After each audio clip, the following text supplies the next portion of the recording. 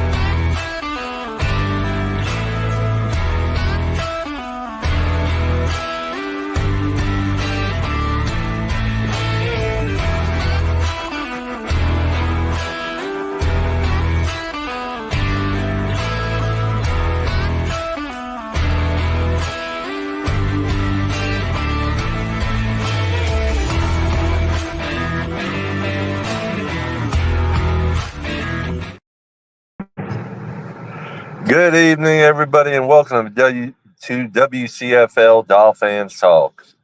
Hope everyone's having a good night. Real quick, let me go ahead and bring on our co-host, Mr. DolFan Winners. What's going on, Papa Paul? How are you today, brother? I just seen you like about almost, 12 hours ago of that?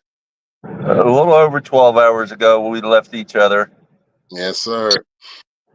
Yep. Let's go ahead and bring them on. Mr. John O'Hanlon. What's up, gents? What's going on, brother? Back to reality yesterday. Now we get to bring on the team.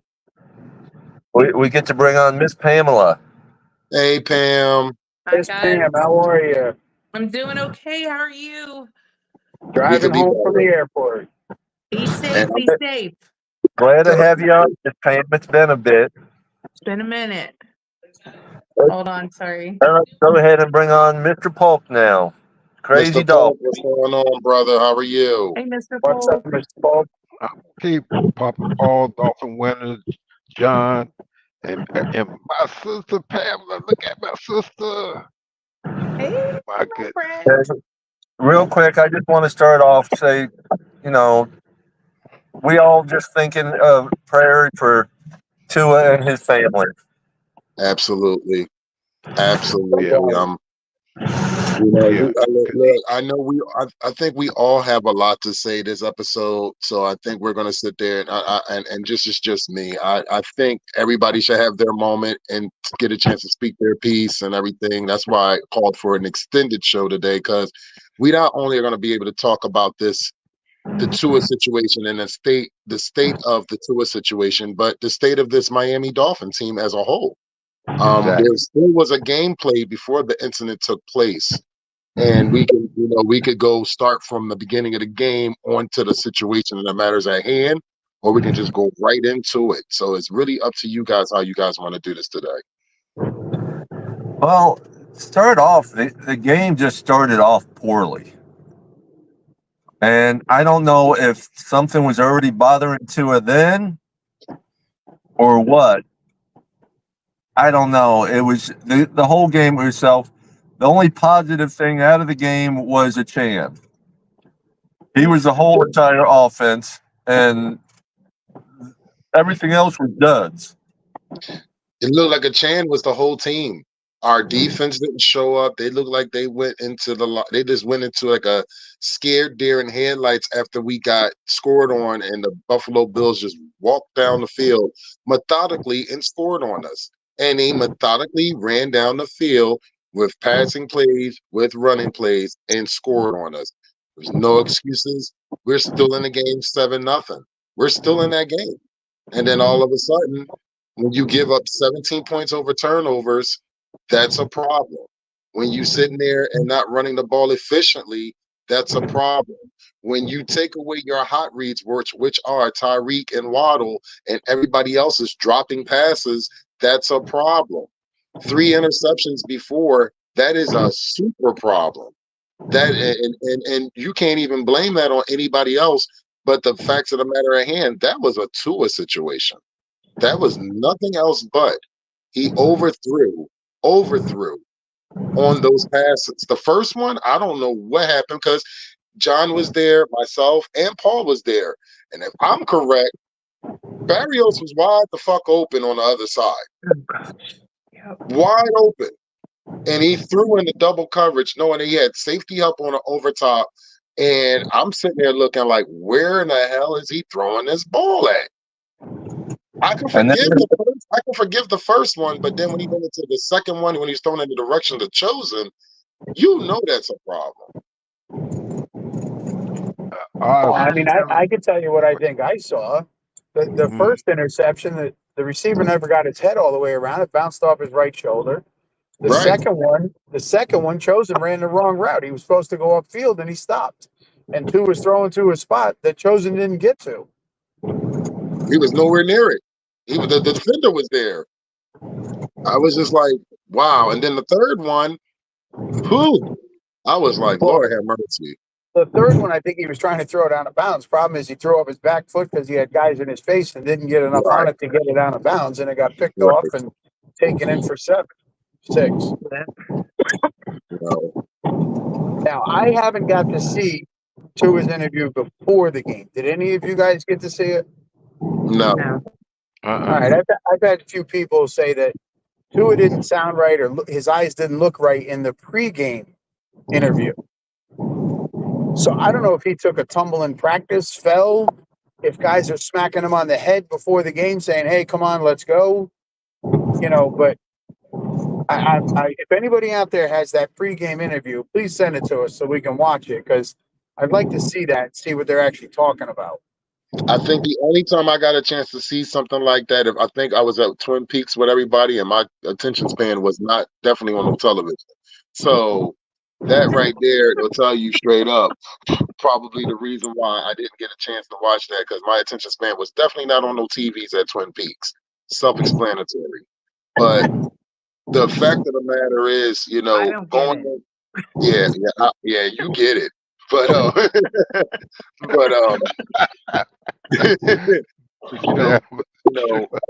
going into that play is 4th and 4.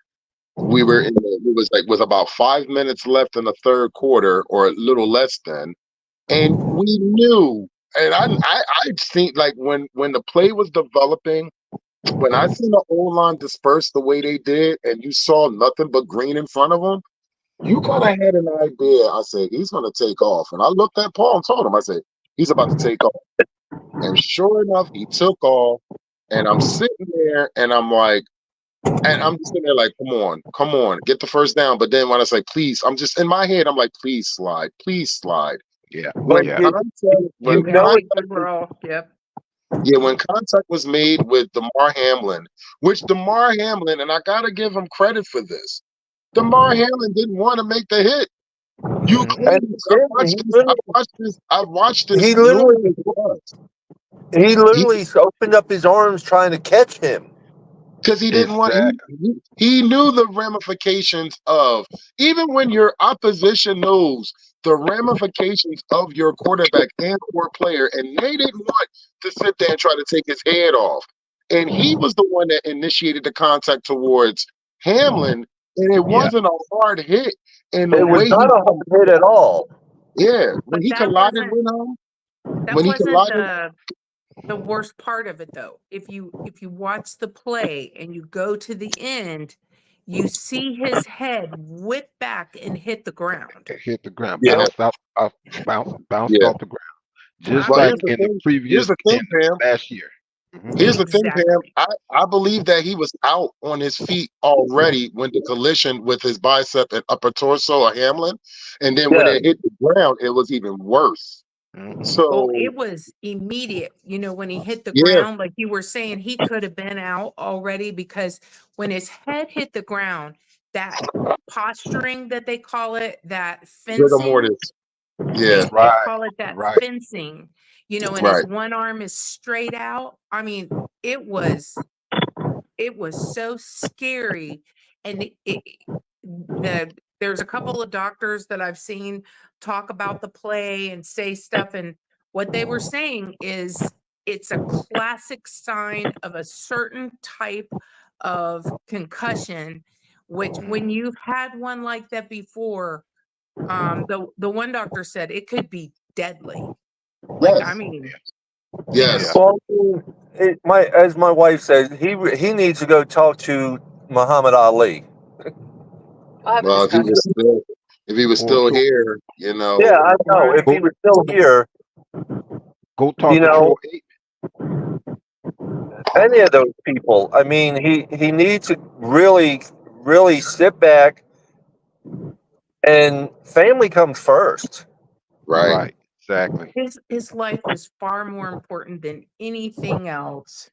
You know, Uh, I see that Hooked Up Joe made a comment, and I remember something about this now after he said it, that he thought maybe he had hit his head at the end of the game last week or Sunday, you know.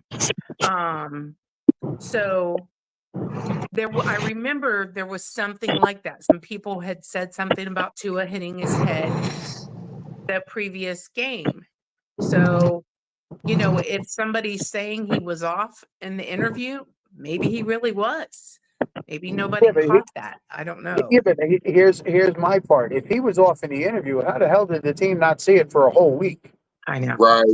Well, I know. here's the thing. Here's the thing, John. And I wanted to sit Well, there and mention 4 days: this. This is the Monday, thing. Tuesday, Wednesday, Thursday. But I Here's the mean, thing. The thing is, we don't know. This is something that we don't know. Even the neurologists don't even know this. We only know 10% of the human brain, and we still don't know the long-term ramifications of what that does. This man has now on record, he's only sustained 3 to 4 concussions. We don't know what other damage he has had in high school and in college besides the hip That's injury and right. stuff like that. People got to understand that there are different types of CTE and different types of abnormalities that will happen to the human brain. So this man is 26 years old. His mentality right now, we don't know. We don't know the long-term ramifications. But what I am saying, we do know about what CTE has done to players in the past and present players. And it's to a point now that the league is going to have to come in and step in Yeah. and Yeah. magnify this. Yeah. Because Roger Goodell was there. Roger Goodell was there on Thursday night. He got a front row seat of seeing what happened. Everybody in the league knows what it is with Tua. Everybody in the league knows what it is with Tua. So with that being said, let's welcome Cap to life also. What's up, Cap? What's up, Cap? what's up, Hey Cap? guys, Hey, how's Cap. everybody doing, man? Okay. Man, Listen. listen, man. I'm gonna be honest with you. I'm still down. I mean, I'm gonna be honest with everybody. It was lovely to hang with Paul, and it was lovely to hang with John. It was lovely to hang with all my friends, family, and I could be here all day naming everybody. It was lovely, and that was great. But I'm gonna be honest with you, bro. Like, I just really feel demoralized, and I really feel hurt. 'Cause I really felt like I walked away from a funeral Thursday night. That's how that stadium felt. When we walked out that stadium, the you can see everybody's face was like, damn, like it really was hurtful, and it Well, just uh well, And Dolphin you winners, know to tell what? you the truth. Go No, ahead. go I'm no, sorry. go You go ahead. ahead. No, go ladies first. Thank you, sir.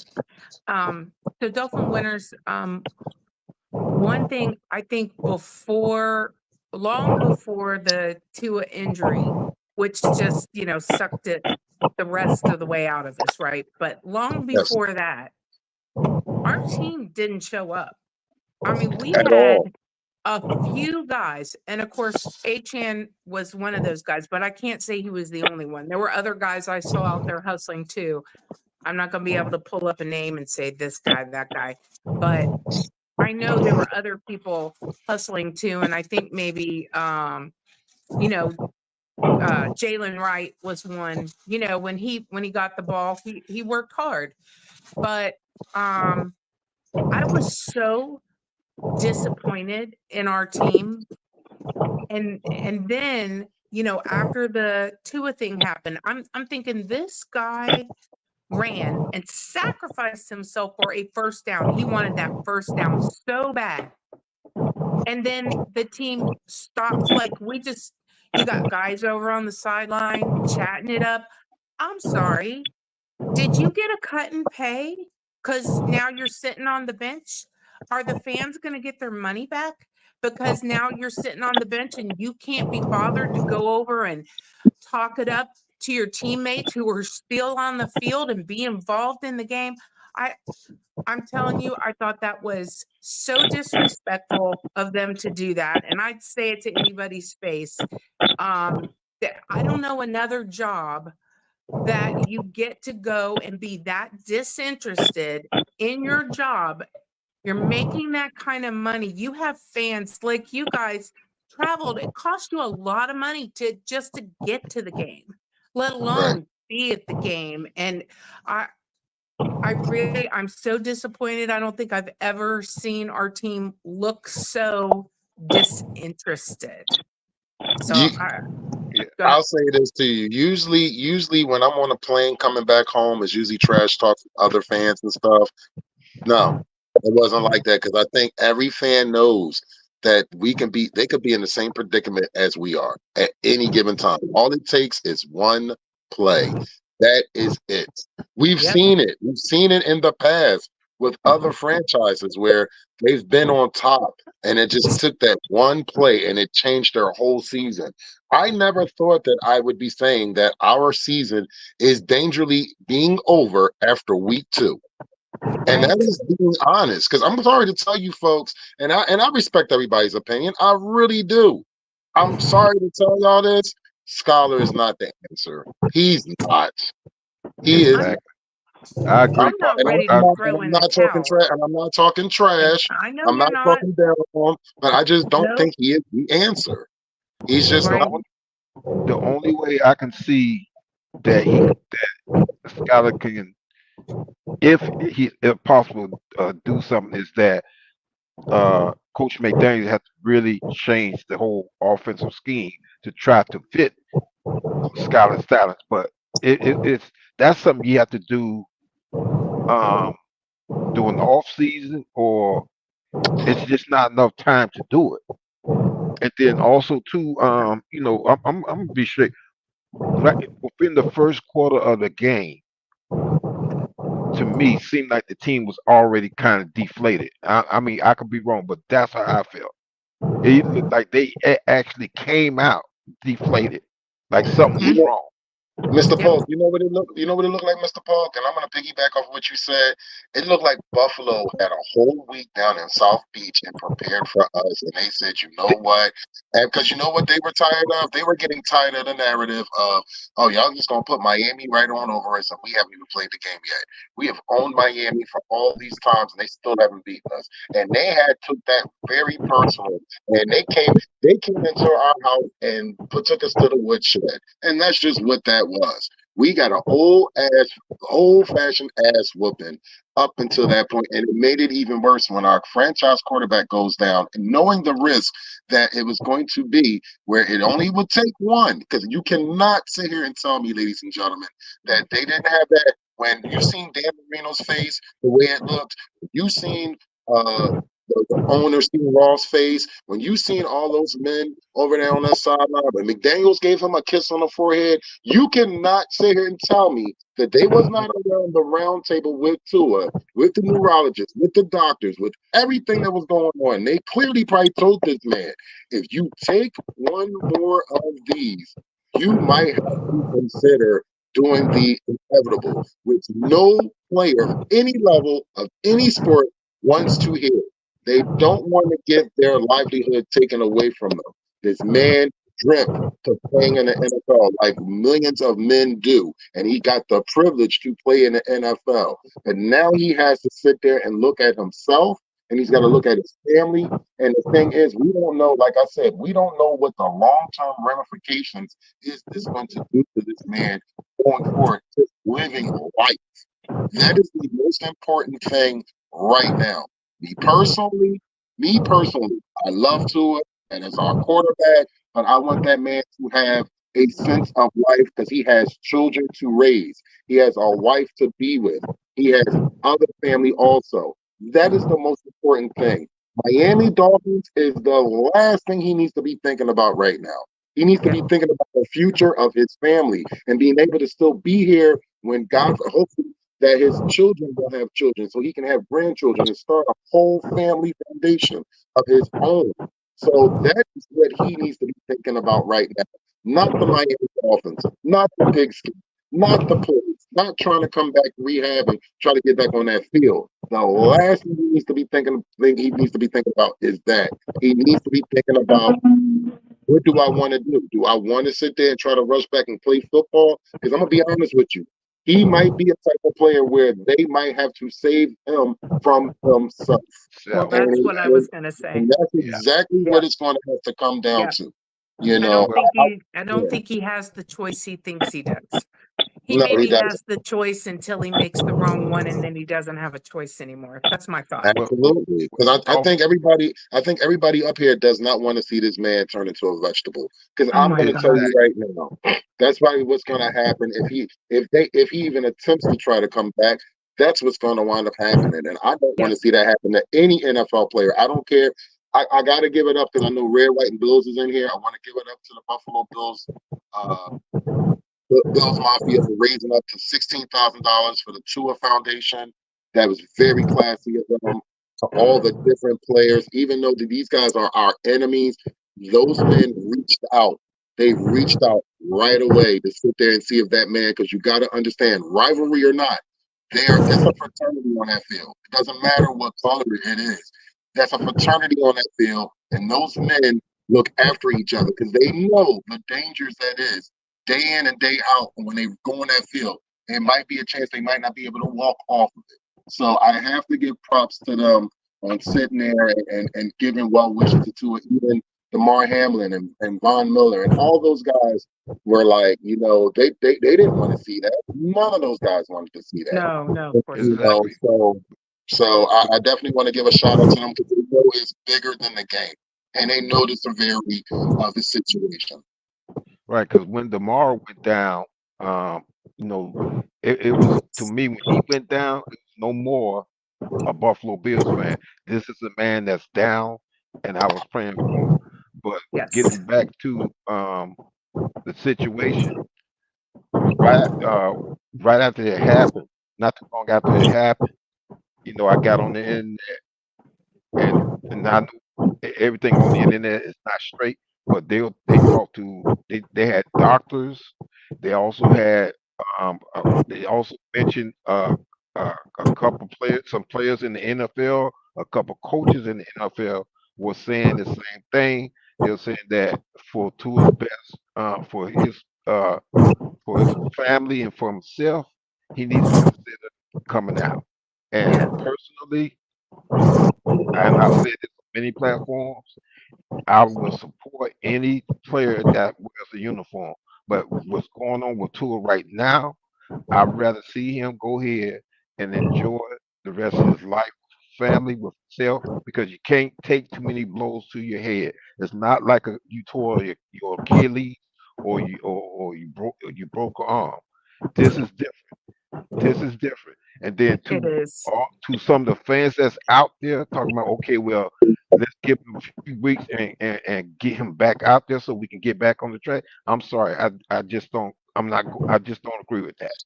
I I don't just either. don't agree with that because it's not about going to the Super Bowl anymore. It's about this man's health, family, and well-being. That's how I feel, and Fred, I'm not down to it. what's Definitely not up, going down. Fred? What's going on, Mr. Fred? How you doing tonight, Hey, brother? Fred. What's up, Fred? Hey, what's up, Yeah, Mr. Winners, Papa Paul, Miss Pam, and the rest of you gentlemen up here on the panel? How's everything this afternoon? Man, listen, this is our first show ever since the incident that's happened. Myself, John, and Paul were at the game. Um, we Mhm. just we're just getting it out, man. I mean, I wanted to Yeah, do. yeah. Paul will tell you. I wanted to do a show that night. I wanted to just do a show as soon as we got back to the hotel. But it was a lot of Mhm. emotion going through me, like everybody else, as a diehard Fins fan. And before anything. And we can get back. I want to get back to Tua. I do want to get back to that because I know we're going to be talking a lot more throughout this show. We got to talk about Mike McDaniel. We got to talk about this. We got to talk about Mike McDaniel and this offense. We really got to. Yeah, definitely. You know, I'm gonna keep it a being with you. That was putrid. Can we say hey to everybody in the chat? Like I just saw Sherrod out there, and I saw CB83, and in the YouTube community, we of course see Miss Lisa, AP Ryan, of course our always here, always supporting Hooked Up Joe and Raphael, Red, White, and Blue, Barflow guy. Brad, and so I'm seeing some people pop up. We just want to say hey, and there's a few of our guys are driving, so they can't really see what's going on as well, but I see that the comments are coming up and we can see you, and we want to say welcome in and hello and thanks for being here. Yeah, thank you. Hey, shout out to everybody out there, man. Definitely. I mean, Dolphin winners. One thing I definitely want to mention is that the thing I noticed is that it seemed like, and I'm not Coach McDaniel was out coached early.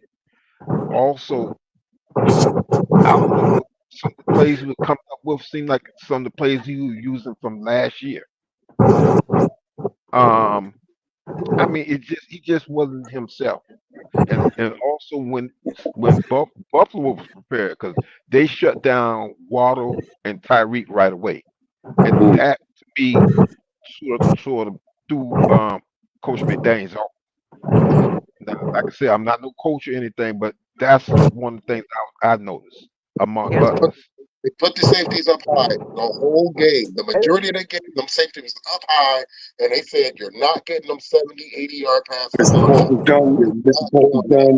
played that. I'm gonna be honest with you. We got methodically beat down. That's exactly what they methodically picked us apart. They took the weaknesses that they knew that we had, they exposed them. If any NFL team watches us right now, they know how to beat the Miami Dolphins right now. And this is from the last problem year. is Mike This the same thing McDaniel. happened last year. No, go ahead. Mike McDaniel does not seem to be adjusting to the Buffalo Bills. It's like he goes into every game against them scared. Mike, you know what defense they're going to run plays they're going to work against that defense. Hey, can I weigh in on that right there? Go ahead, Fred. Okay, yeah, I myself, man, have some, some pushback with Mike McDaniel play calling. However, man, we have to look at too, man. Like, our wide receivers are 5'8", 5'9". You know what I'm saying? It's really hard for these guys to get off the line of scrimmage, man. When guys want to jam them, and it's just throwing everything off, man. I mean, we can say Mike McDaniel can call that right there, man. But let's not remember, man. A big focus of our offense goes through Tyreek and Waddle, man. So it takes a bit. It really disturbs us when them guys aren't doing their thing, man. And I myself happen to think like, the reason why Tyreek may have been on the sideline is maybe because McDaniel may have been trying to get bigger at the wide receiver and create at least somebody being able to get off the line of scrimmage and get out for a pass, man. But that's just how I look at it. And I don't think it's hard for any team, whether it's a good team or a bum team, to realize that fact right there. Wow. Well, I agree. We've talked about it for a long time that we need a receiver that's 6'3", 6'4", got a little weight to him, can go up and get the ball, but for whatever reason, that's not what McDaniel wants on the team or, wants to utilize. He likes the speed, which is great when it works, but when it doesn't work, you're out of options. When it doesn't work, Here's the thing with it. The thing with that After is Parker left, we didn't really have a big guy after Parker left. Right. What's up, Monty? How you doing, brother? Yeah, what's going on, Mountie? No, but that's exactly right because we did bring in that wide receiver from Green Bay, the boys, but I don't think. Oh boy, let me see if I can make sure I can say this right. That was his Yeah. first NFL snap No, ever, I heard. right, it was, Really? but the thing is, it might be hard for him to adjust to the type of offense that the Miami Dolphins run because our offense is run according to Tua's talent. There's also speed involved in that, and some of these players are might, it may take some time for them to adjust to it. But also too, we have to start considering playing more of traditional football, or, as far as the offense goes, because to me this thing with the speed is not really it worked last year and to a certain point, and then the teams around the NFL caught on to it and seemed like they're ready for it already. Buffalo was Yeah, ready but for us.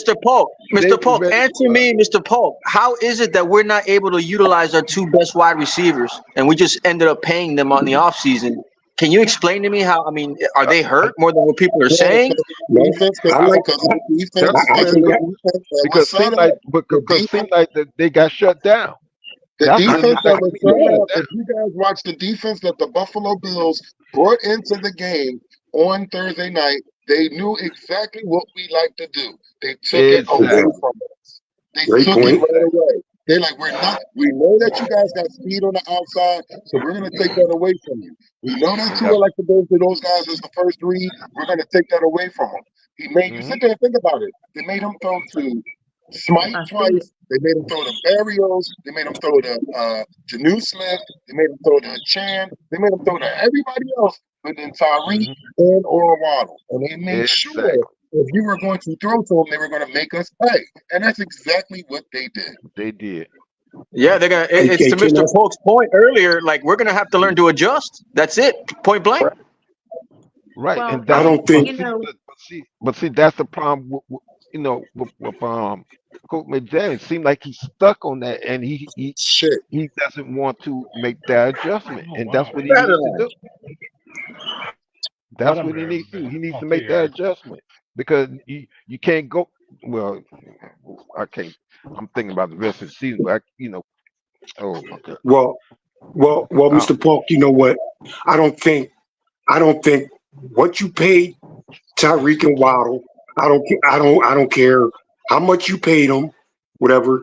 And I don't think. I just don't think it's too much. It's too much. Mike McDaniel can do unless like this whole offense is just changed up, man. that's what you And have to like I said, man, do. So like I then, said, my thing the is, Yes, secret. Fred. yes, Why is it, Fred, that yes. we're paying McDaniel like if he's able to do that though? We're paying him more because Exactly, we're Cap. under the impression that he Exactly. can adjust. Yeah, You Right, got to man. But adjust. it's it, part of the play it is, calling. and you know what? That's where Okay. they got it wrong. How you going to give McDaniel? How you going to pay McDaniel? You know, he hasn't even shown nothing yet, bro. You know, and let's don't forget, man. Like it's not hard. It's not hard for, like I said, for even bum teams to figure this offense out. Now it is what it is, man. You just jam these little wide receivers, and you have a big advantage over the Miami Dolphins. And that's a And well, and coaching what thing. And Scrappy just think about this said. for a second. The owner just gave this man an extension. The How Yeah, owner you doing, sat Pam? with him. He John. told that he had Haven't a seen you steak in a dinner. while. He had a right. steak dinner with Ross, and he talked, and he got presented with an extension at his home, not at the office, at his home. Hmm. Okay, this took place at his house. This was out of his mouth. That he sat there, had a conversation. They had dinner, steak, all that, and they presented him with an extension just about a month ago. Everybody's gotten paid. Everybody's gotten paid with the Everybody. exception of Holland and Phillips. Everybody Um, is paid. So and let's think Dolphin about this. winners. That ain't What got have nothing we to do with it. seen? What have we seen since then, Dolphin winners? I saw a group Sunday that I thought was just rusty. Right. Because they hadn't really taken more than just a few snaps during the preseason games. You know, there was very, very little time on the field. So I thought, okay, they're just rusty. They're going to shake it off. They're going to get it together, right? I Right. don't But know. then It's more when I rust. Excuse me, Pam. Can y'all pull up what Scrappy just said? Because this was what I'm yes, talking about. this Pull is up what I was going can to somebody? say that too. No, not Yep. that one. It was another one. Oh, That one right there. That's I it can't right see there. him. And this goes from last year and the last year mainly because one of the defensive back with the Baltimore Ravens when we played them last year got on a ESPN station and said that we knew what the Dolphins were bringing and we were prepared for them. That was last season. So what and I'm how saying is many of this those little season flat we have to routes? change up. No, what Those you were saying, little Miss flat. Pam? I mean, I'm so I want sick of to. seeing that play call. I got to Honestly, jump a second. All right. We know, as you were saying, Winners. Papa. Yeah, we just ended. Gave an extension to McDaniel's, Mhm. but in Miami Dolphins history, there's only been one coach who has been given an extension and stayed past the extension or stayed longer than 2 years, and that's Coach Shula. All the other coaches that were given an extension either got Hmm. fired or left after their third year or during their third year. Hey, Papa Paul, hey, can I ask Miss Pam this? I mean, no respect to you gentlemen up here, none at all, but I like to get a lady's perspective, man, and just a lady's perspective anyway, man. I mean, Miss Pam, could you see Yes. that? Does this make sense that if your wide receivers are having trouble getting off the line of scrimmage, do you see that your offensive line may struggle anyway? Right. Right. Okay, I mean, the okay, yeah, the the thing that But we I we had two of our starters out of the offensive line after a bit too. yes. But okay, one of the things okay, that I didn't think that the offensive line play was really responsible for a lot of the issues. I mean, could they have played better at yeah, times? Yes. Did Tua have like no time to throw? Sometimes, yes. But did he have time mm, other times? Let's just look at the play where he ran. He had a long time, a wide open berth right there, right? So I can't point at the Those offensive line. interceptions weren't on the offensive line. They were not on the offensive line. And the thing that I look at is like, how much blame can you actually put on them whenever I'm watching other players look flat? The Barflow came on the field ready to play. They had an Thank attitude, you. they had swagger. They were in yeah. our house with that attitude. And we're in our house. And where was our swagger? Where was our attitude? Where was our like And, intensity? I didn't and, see it. and And Miss that's not Pam, on the There- offensive Miss line. No, there We was had Miss none Pam, because the with players that know where they're assessment, going Miss and calling the Pam, same plays against the same defense that aren't going to work. 1,000 times. with Exactly. with, 1,000 times. with that Those little Exactly. flat assessment, routes, with like Scrappy had brought up, I hate that play so bad. I hate that play. Stop doing it. Yeah. It didn't work 15 times. It's not going to work on time 16. They Stop ran doing the it same play. They ran the same play 3 times in a fucking row. in a Three row. times in a row. And I'm looking Didn't we at not Paul do like, that last year? Winners, didn't we do that last season? And what yes, we happened? did. It was the Exactly. same outcome. It was the same outcome. We did it over and over. It's like, okay, let me hit myself in the head with a bottle again. Let me just keep doing it and see if I'll get a different outcome each time. I, I hey mean, Miss Pam, I'm gonna hey tell you guys this. I'm gonna Miss, tell See you if you guys get a this. Hold on for a concussion. second. I'm gonna give y'all the floor after I say this. When I sat there and was watching that game, and y'all know I'm from Philadelphia, so you know I get to watch Eagles football also. And y'all know I know the history of Philadelphia also. I literally thought I was watching Chip Kelly coach the fucking game that night. That's how bad. That's how bad it really got to me by watching the play calling I said, Yeah. I swear I'm watching a Chip Kelly coach fucking game. Because I'm feeling like, what are we fucking doing? We just look lost. Yeah. Horrible. Hey, Yeah. hey, Just Miss horrible. Pam, Yes, sir. with that assessment, Miss Pam, I'm good with women referees and umpires now, man. Just to let you, Well, actually, I have to just to tell let you you, know, man. I have to tell you, that I thought when we'd get some women referees in there, I thought, okay, they're not going to be in that good old boys club. They're going to go over there and they're going to be like, no, this is right. You know what? They did the same doggone thing. I want to yank out a few ponytails of those women referees because they're doing no different than the dudes. I expect more out of women than that. Come on, man. Yeah. Wake me up. But I mean, like I said, I don't know what to say, but you What's know, going on, I Dr. Draft? How you doing to the show? I want to hey, what's introduce going you on, to the Doctor show, Draft? brother. How are you, Dr. Draft? Appreciate you guys. Appreciate that, man. Looking forward to chatting with you guys a little bit. Well, I mean, it's basically our first show after the outcome that we've had on Thursday night, and I knew this was good. I knew this show was going to be The emotional. I knew outcome. this show was going to be emotional. John knew this show was going to be emotional, and a lot of people I talked to on this chat and in this room knew that this was going to be an emotional show for us. We all know how we all feel about this team, and I'm gonna be and like I keep telling everybody, this is not Madden. I've been looking at all the chats and Facebook. I've been listening Same to here. all the outlets on X and Twitter. I've been listening to. I'm just telling the fans this, and I got something to say to some of our fan base, because I have something personal to say to some of our fan base, because some of this fan base are motherfuckers. I am not Oh apologizing yeah. for what I'm about to say. They are motherfuckers.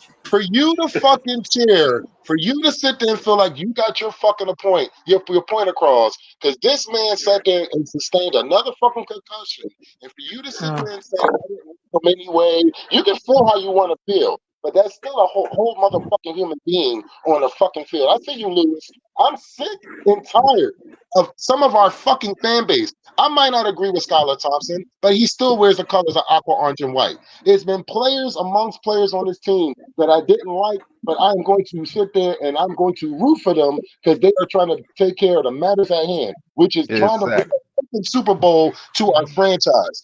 So to you son of a bitches out here, and I want somebody to make a fucking clip of this. To you son of a bitches out here, you can send me death threats. I want you to send me death threats. I'll give you my Can you address. believe Come that? see me.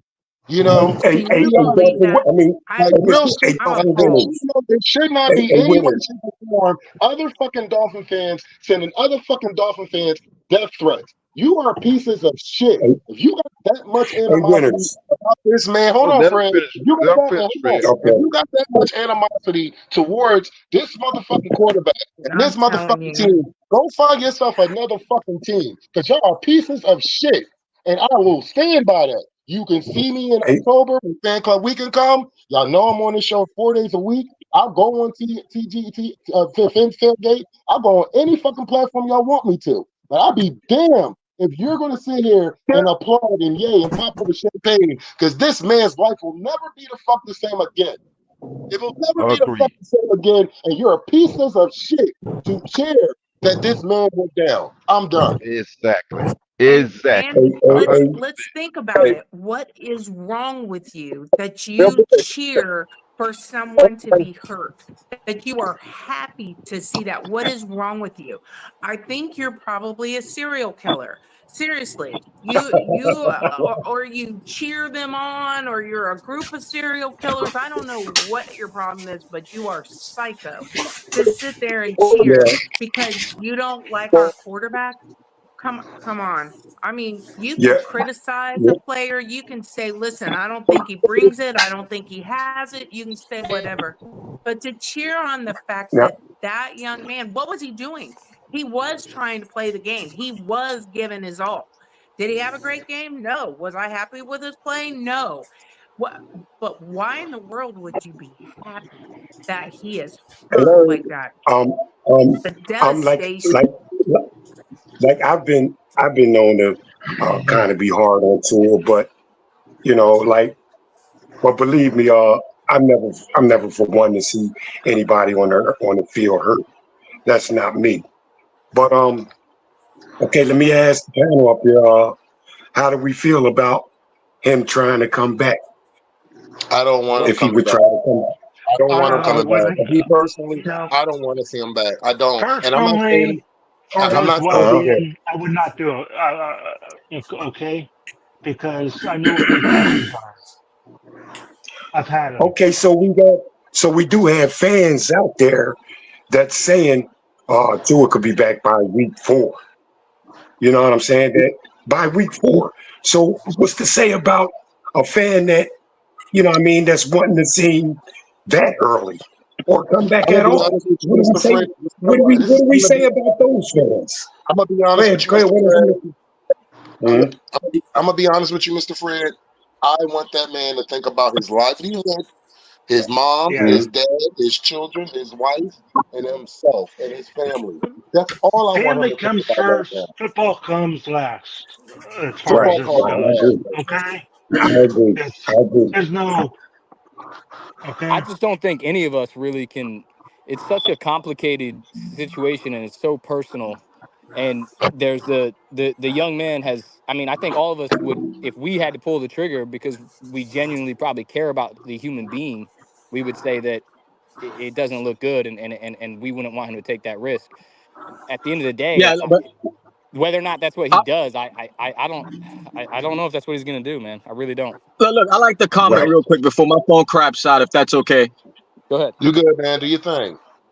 Okay, no, I just wanted to, comment earlier to what Pam was saying, man. I had my 72 hours to let this digest. But for me, I think the thing that hurts me the most is knowing the amount of preparation that each one of you have gone into the past couple of years going into a season game opener or to a game that you're going to go travel to. So for me, knowing everybody was in that house, packing that house to watch this new type of football that we were getting fed, there was going to be a new era of football. It's still Right. not over. Don't get me wrong. But man, I felt so for everything, man. My pain the most felt for you guys for investing so much and for seeing the amount, like Pam said, not only Skyler coming into a game being behind the 8 ball by 21, but to see the players that just got paid to sit down in the majority of the fourth quarter. I don't care if you need to fake it at this point. Try to show support because that was not a good look either. It's making it look now like a lot of the players are hurt at this time, and that's not a good look. Now, for me, as far as my stance with Tua, I think a lot of you know my stance. My thing with him is not to the point where it's involving personal matters or hate towards an individual. My thing, if anything, has always been known. Even on Stephen D's show, I said it the day that he got concussed. I said, think about this man's family. And ever since those 2 years that passed by, I've never heard anything remotely close to anybody caring about him and his family more than him playing football. Now the narrative is coming again to think about his family, which is fine. I agree with you guys, but that's a family decision. But for that Right. family Yeah, decision to be made, we're not one to judge. But the Yeah. same way that man that's got generational wealth, our families don't have generational wealth. We pay a Right. lot of money for these tickets. So we need to be invested to the point as well of being a fan that could be heard as well, because at this point, sometimes certain fans are heard, but not the whole fan base. And now that Right. the fans were divided at one point, I think the majority of the time we got back together was when the season was coming, and then the media blew it up with all this stuff with Flores. So now Yep. I say we move forward as a fan base to support the quarterback we have now, because it's just only right. The same energy we gave to Tua, we have to give it to Skyler. Now, if people don't want to do that, that's fine. But you name me somebody else that this organization is going to go get to fix the problem, because that's another thing too. We deserve to have a backup in case if something happens to Skyler. If they don't do it, then you know the answer to what they feel is going to happen to the remaining of this season. And I'm not giving I up. thought I thought I heard they were trying to get somebody. I don't know who, but I mean, as far as a second quarterback. Yeah, but to get somebody just to do a pad job or somebody that's legit, we're Yeah, not I dumb. don't know.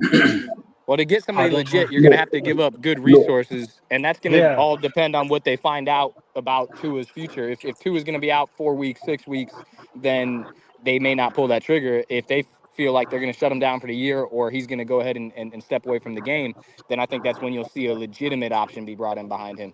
But until then, they're probably still gathering medical information too right now and trying to figure out which direction they're going. I believe probably no one in that building knows how this ends right now. That'd be my opinion. I don't think there's any I question myself, how this man, should go. I want to I see mean, these. I want to see these. I want to see these high-priced new contract guys. I want to see them on the field giving their 100% for Skylar Thompson because I'm watching you. I'm really watching you guys now, man. I'm really watching this team and how they tell 'em, perform, Brad. even with Skylar Thompson at quarterback. I got my eyes on you guys just to let them know. That's right. And I agree with that. But I'm going to take it back more than a month ago. I'm going to say that when the Miami Dolphins signed Tua to that extended contract with all that money, with a fifth-year option still sitting there, I think it was irresponsible. And we see exactly why. And it's not because I didn't think he worked hard enough and didn't deserve it and all that. It is simply because of the question of his health. Yes, he had a healthy season, but that it was only 20%. That was a small portion of the seasons that he's played. I need to see more than 20% of your career on the field or 20% of the seasons on the field before I think you get a huge contract like that. I feel it was highly irresponsible. I want And to now piggyback here off of we that. are. Go I want ahead. to piggyback off of that. Miss Pam, Whose mic is that? I have to I think, stop right now. Okay. I hey, got a John, call. you're breaking All up. right. We John, can't. you breaking I, up, John. I have to go right now. Okay. I All have a Okay, right. call. John. All All right. right. All Bye right. bye. Hey, Miss Pam. Oh, wait. No, Is no, that you, no. Mountie? That's somebody Somebody, else's mic. Mountie, your mic is R2D2. messing up bad. do you wanna go out and come back in, Monty? Because you're really staticky. Can you hear me? No, Yeah, sorta. you sound like Dark Raider right Okay. The R2, now. R2D2, bro. R2D2. Yeah. R2D2. Drop down and come on back in. I do want to save a spot for John, and I want to save a spot for Paul. So I know Paul will be popping back in a minute. He's taking care of something, and John's probably still on the road. So I kind of want to still leave two spots open. So I want to be mindful. So Yeah. Hey, just Dolphin winners. I'll drop. I just wanted to come up here and say this real quick. It's I think, and a lot of people ain't talking about it because with the Tua situation, everybody's bringing up what we would want him to do or what Tua wants to do, right? Like, and there is validity to that. It does, like, Tua ultimately has to make the decision. I get that, right? And I get when people say we want him to come back or we don't want him to come back. Fine. I think there's a bigger issue here. And back in 2022, when the concussions first happened with Tua, when we were going into Buffalo for the playoff game, people, it seems like they're forgetting. Tua Tagovailoa was cleared by the NFL to play in that game. right. Right? The doctors. The NFL told the Dolphins not to put Tua on the field because what people are missing, and I've seen it a lot on like the Twitter timeline and just social media in general. They're like, why are we talking about Tua and his concussions when there's a lot of other players in the league that get concussions? Well, let me explain to you why. Because all those other concussions you see in the NFL, nobody else is fencing on the field and having seizures on the field. That's Tua Tagovailoa.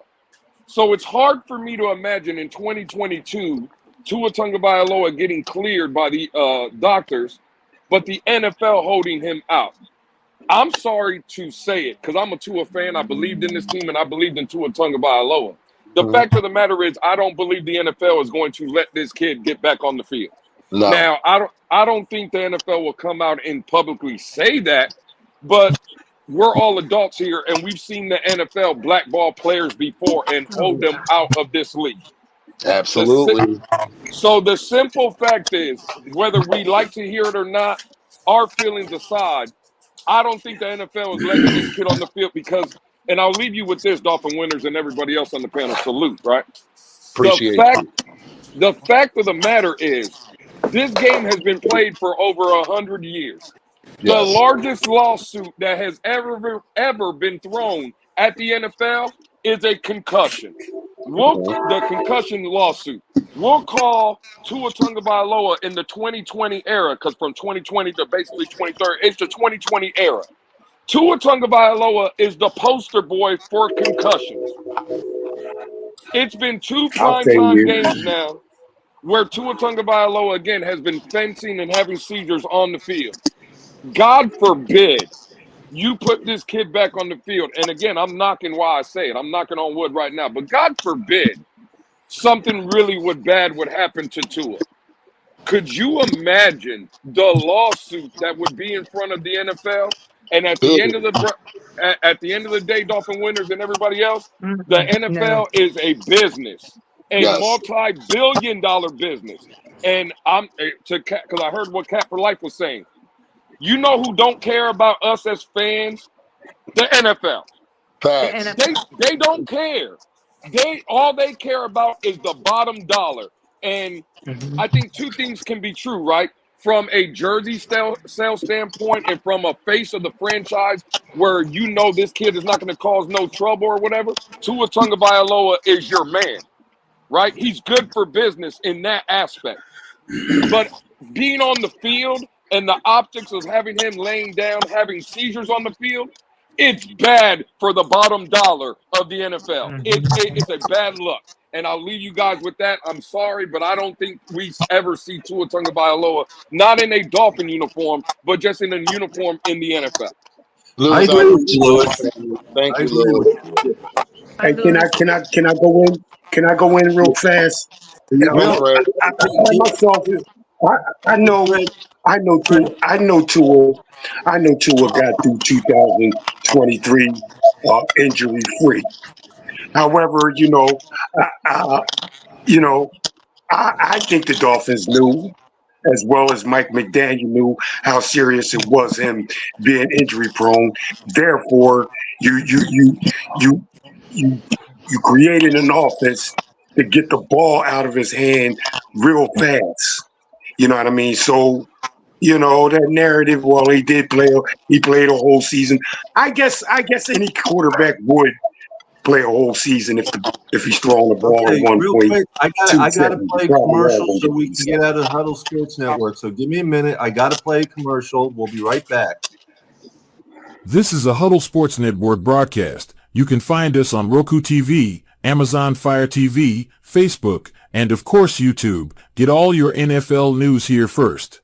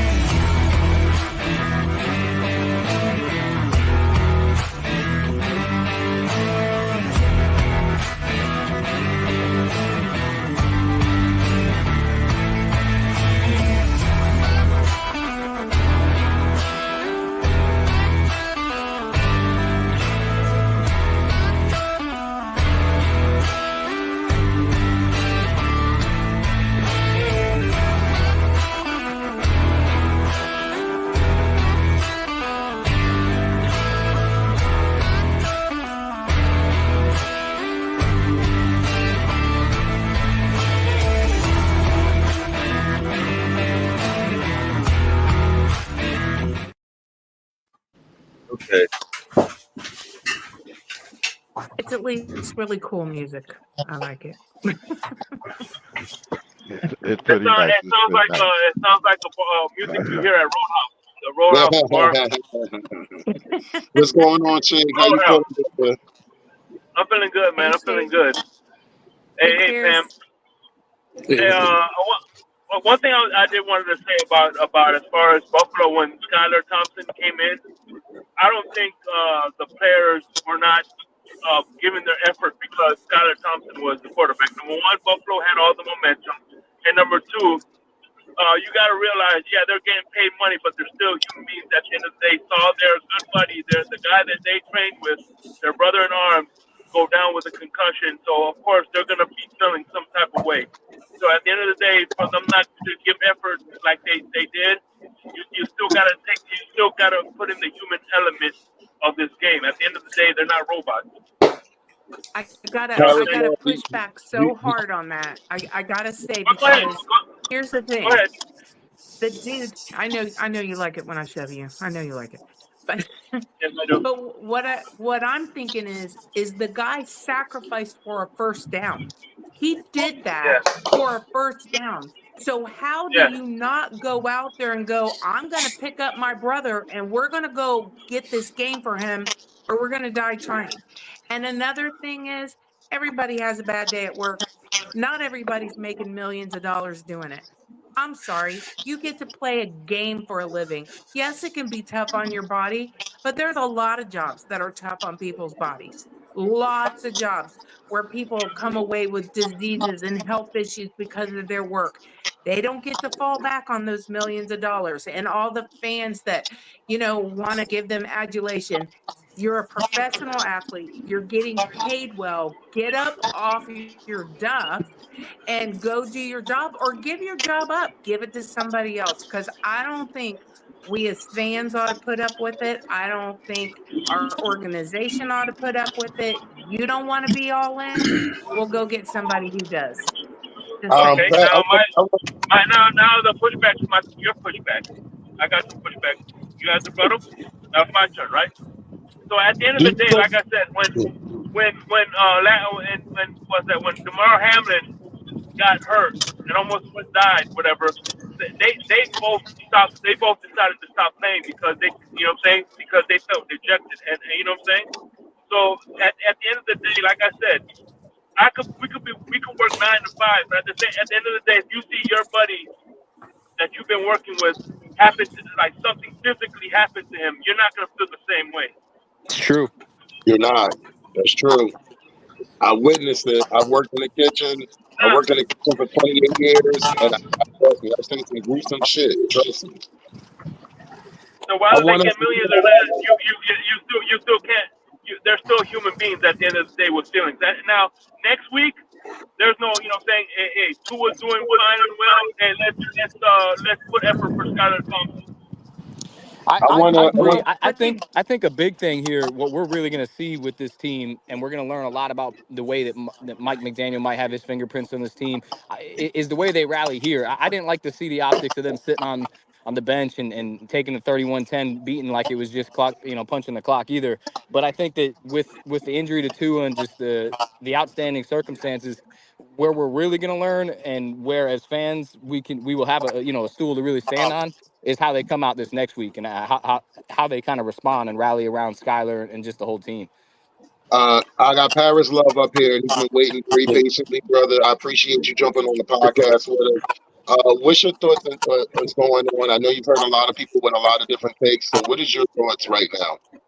Man, my thoughts, first of all, before I get to my thoughts, I want to. Paris. Oh, what bad timing on that. Damn. Paris. Paris, you there? You might have a phone call. The suspense is real. Paris, you there? And can you elaborate why Pam is wrong? All right. Well, hopefully we get Paris back. Pamela wasn't wrong. I would like to interject on the what they were talking about when the players,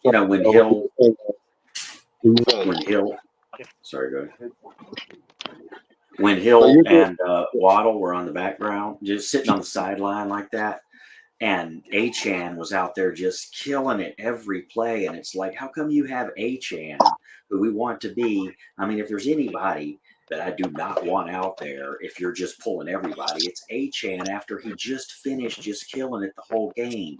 I mean, why? If he got hurt out there, what would we be saying right now? Stupidest move ever, right? Yep. So that's the whole. I mean, it was more than just. I mean, if they were all just sitting on the sidelines, said, "Okay, it's over and that's it," and we had just Wilson out there slamming it, it would be different. But to have Achan out there just like killing himself, that didn't sit right with me at all. Well, I can Yeah. tell you right now, I'm gonna be honest with you. Looked up Joe. I looked at Paul. Now the way they was running the Chan, because it was like really a one-man offense. I thought he was going to get hurt. I wasn't wishing it, but the way they I was thought running him I and thought running it him and running him, Yep, I was they were getting really. overusing him bad. It was overusing him, and I was Right. getting very Paris was concerned. spinning. And also too, on the even after stream. Tua got hurt, Achan kept going. Right. Yeah, and on the stream, everybody was saying the same thing. So they were all saying that, oh my gosh, he's going to get hurt. He's going to get hurt. Because was there anybody at that stadium that didn't know Achan was going to keep running the ball? And so we were all really concerned about that. That was very scary. But like Scrappy said, if Hill and Waddle were worried, they would have went to the back off the field. They're sitting out there like I see them laughing. They're all leaned back. Look, I'm not saying they weren't concerned about their friend. I'm not calling them out for that.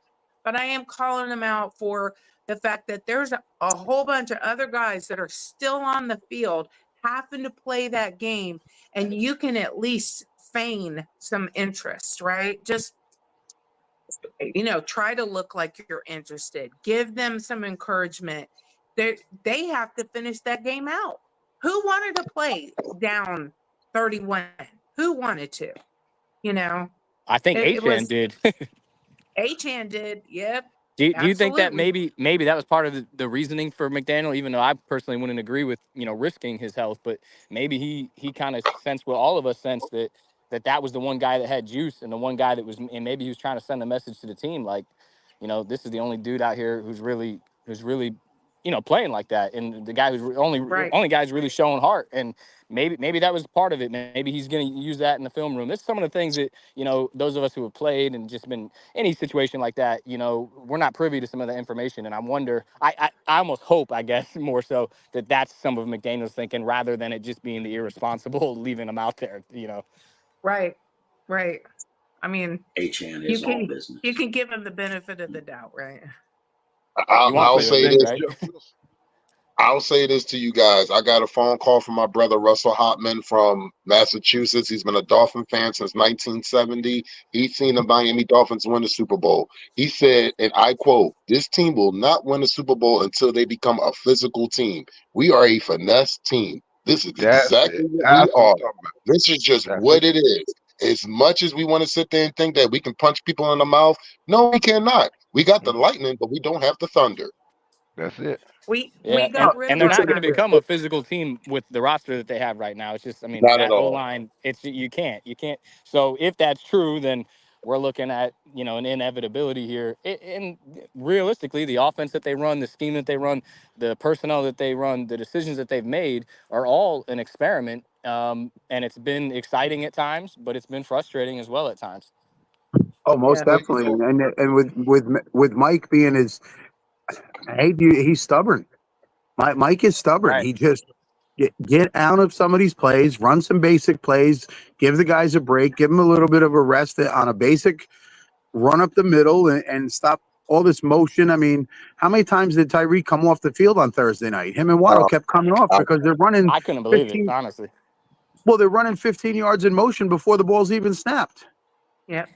Yep. And then Even also even too, even still, man, in a game like that, I know. I mean, those guys. There's advanced statistics that show how successful the offense is with just one of those guys. It's actually on a per play basis more successful if one on the field than both of them on the field, and both of them played way less snaps than what an average number one and number two receiver would play last year. Yep. They But did. all those things still in a big game like that, man, it was I don't know, it was perplexing how often they weren't on the field. Yeah, and well, that comes down to coaching. And Yep. then also too, if you think about a little bit of history, when we were running the Wildcat with Ricky Williams and Ronnie Brown, it was successful for a little while, but then teams got caught on to it, and then you had when that happened, that's when you got to make changes. You can't keep beating it. I'm sorry, for saying it. You can't keep beating the dead horse. You got to make some changes. And John, you're right. You can't be stubborn and keep trying to force it down these teams because they already. I'm telling you, to me, Buffalo was ready for us Oh, since absolutely. the first quarter, since the kickoff. Buffalo was ready for us the way they played. They already had our number. And it's Yep. because they expect us to be the same way we were last year and the year before. I'm just a little cautionary in believing. I mean, I get I 100%. I'm like, I'm with you, brother. Like, I get what you're saying. I guess in a way, I wonder if it's possible that we can sit here and say, like, in the sense, Wildcat was a gimmick, right? And it didn't lead to the number one offense in the NFL. Literally had the number one offense in the league last year. And I'm getting close to that same, kind of understanding that you seem to have, but it's just hard to believe that they were able to pull a gimmick situation into where we're now talking about like, hey, it's a dead horse. I mean, that's just in a 2 week span from the end of last season and the excitement we probably had thinking, with this offense to now. It's just it's almost unbelievable. It's No, I'm sad when you Yep. Dr. see. It's Draft. I'm sad not. when you see. It's sad when you see. It sees after like, and this is just me. This is my 4 eyes looking at the game. It's sad when we throw one or two interception and he looked like McDaniel went right to a vanilla offense. Somebody please correct me, but it looked like he went. It looked like the whatever game plan he had when it didn't work. He had no plan B. He had no plan C. He didn't have nothing else. He had Yeah, I got just that something to say. one game plan. And once Hello. that game plan didn't work, it Oh, just went poof. Paris, I wanted to get back to you since you got back. I yeah, wanted to get your Paris is thoughts, back. Paris. Mic check 1 2 1 2. You're One, We good. two, can't hear one, you. two, check. You're All There good. he right. is.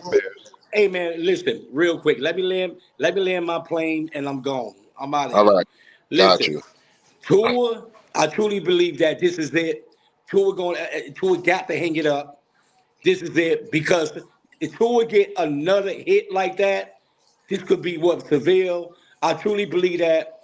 Tua got to hang it up. If Mike McDaniel is not going to pull that cord, the NFL have to step in. We cannot allow Tua to get back out there like Mhm. that, and if something else happened. This is Tua life. He have two children. He have a family. And then we got to think about him because we have to be ignorant as fans to sit up there and say, look at, he'll be back in 8 weeks. He could be back in 4 weeks. We need him back and all that. Let's get to a Exactly. point. Let's get to a point. It's not all about that. It's all about tour health.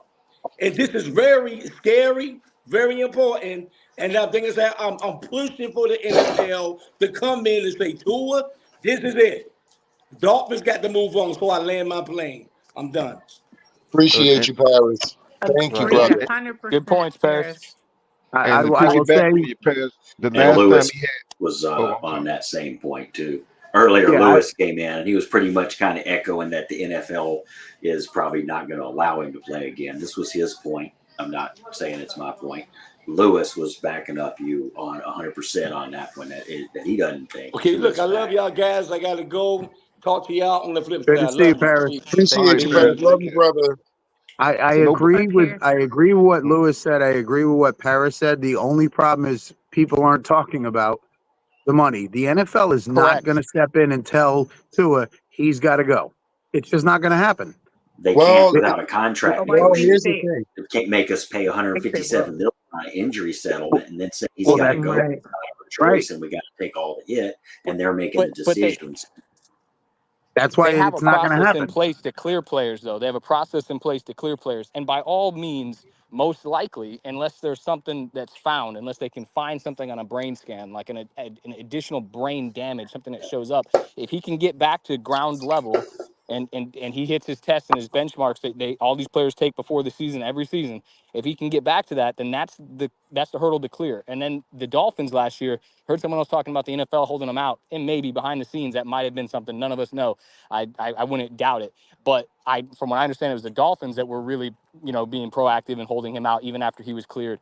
And at a certain Yes. point, the money's going to be the driver here. That was a great point by you because the point is you're talking about, from my understanding, about $124 million difference for Tua Tagovailoa if he is between being medically cleared and not medically cleared and forced to retire. And if he's not or if he is medically cleared, which I don't know. I don't know, but it seems to me like he'll most likely probably eventually get medically cleared. Whether or not they'll let him play or he'll decide to play is another thing.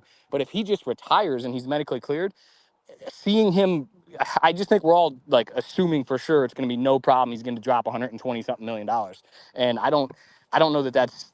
I think that's the best interest of the Dolphins Nope. and him in terms of his health and the Dolphins' finances. But I don't know if that's going to be a decision that he's going to make. There's also an If the arbitration NFL steps in and process. says, yeah, but if the NFL steps in and says, you got to pay him this, but it doesn't go against the salary cap, the Dolphins might push for it. But right now, the way it reads, if he retires on his own, what Right. he got, the 43 or 46 million, is all he's getting.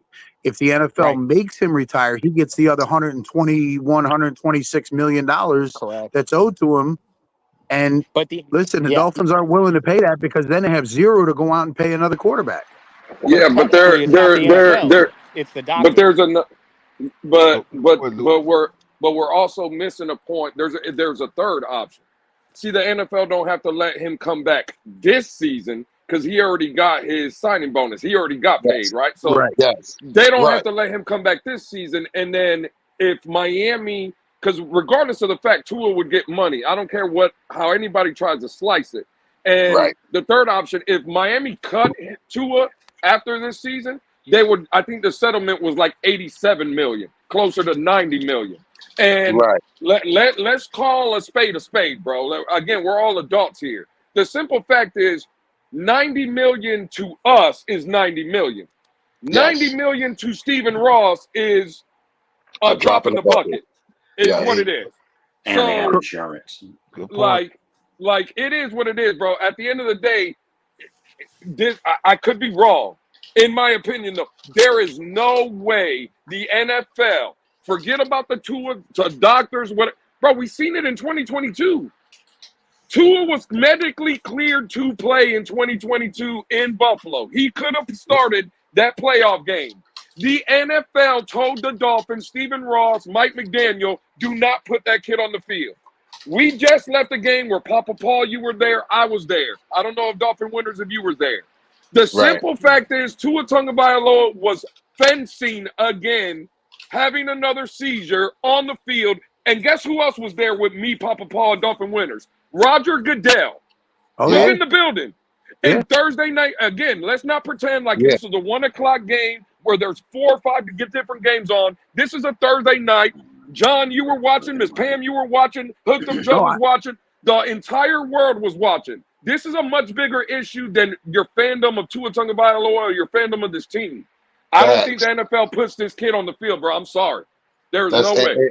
And rightfully so. I want to piggyback off of that. And I was there, John was there, and Paul was there. Yeah. And rightfully so. It was the only game on globally.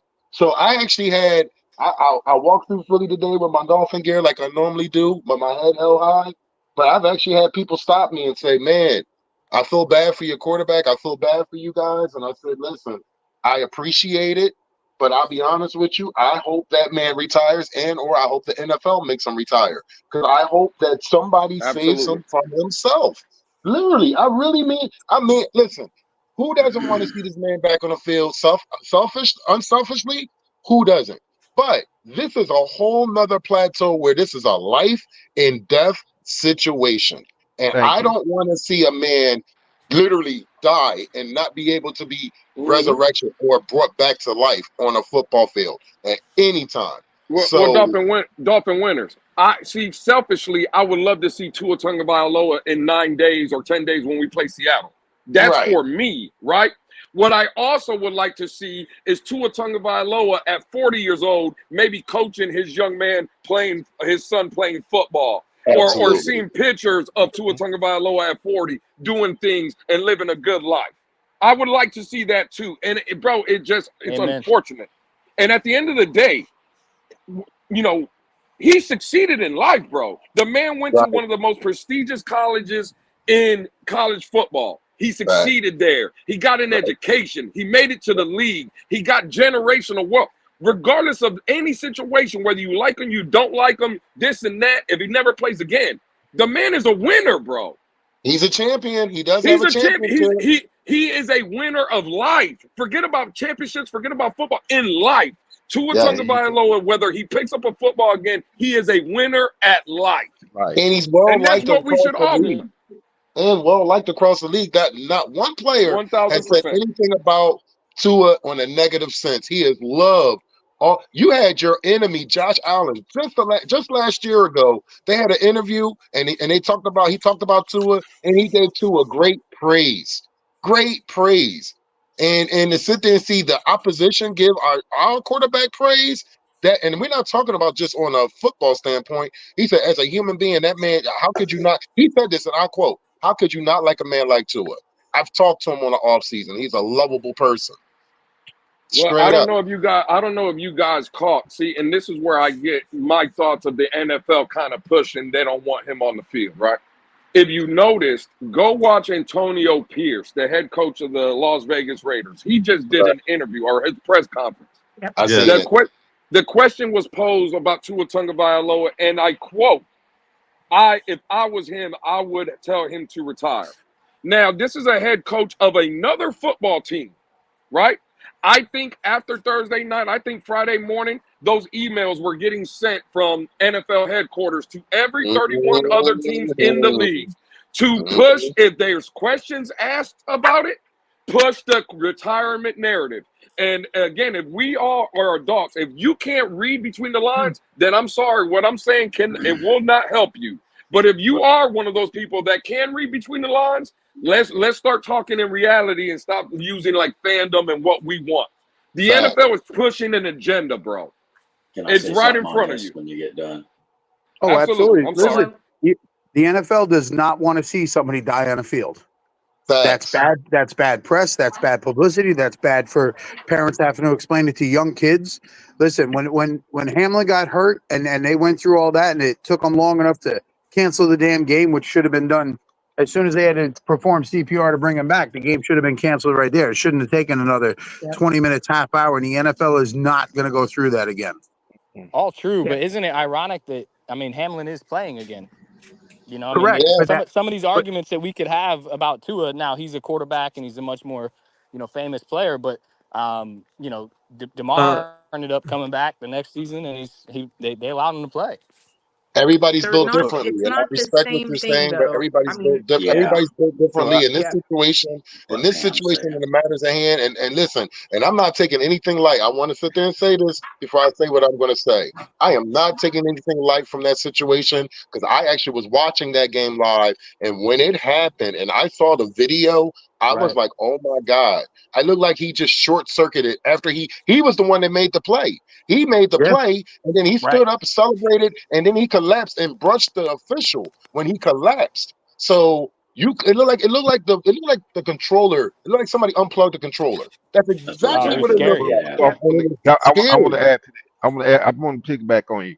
My ex-wife used to have epilepsy, and I've seen her have seizures after seizure after seizure.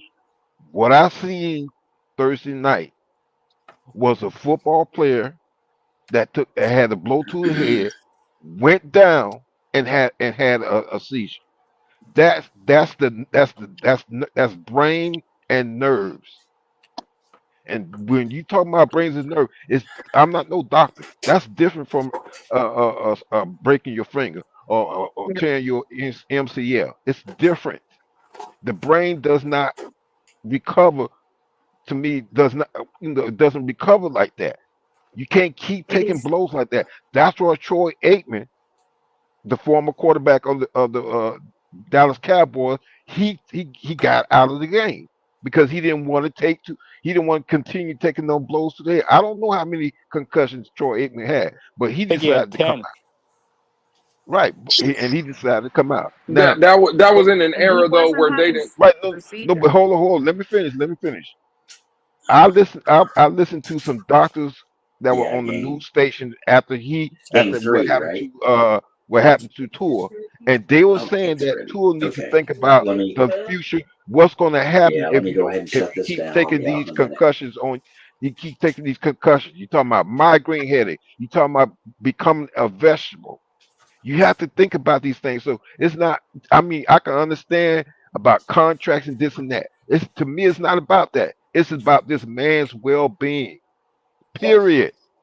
Hey, I got to Period. run. So I want to just say one thing before I go, Okay. No, and go ahead, Uncle that's Joe.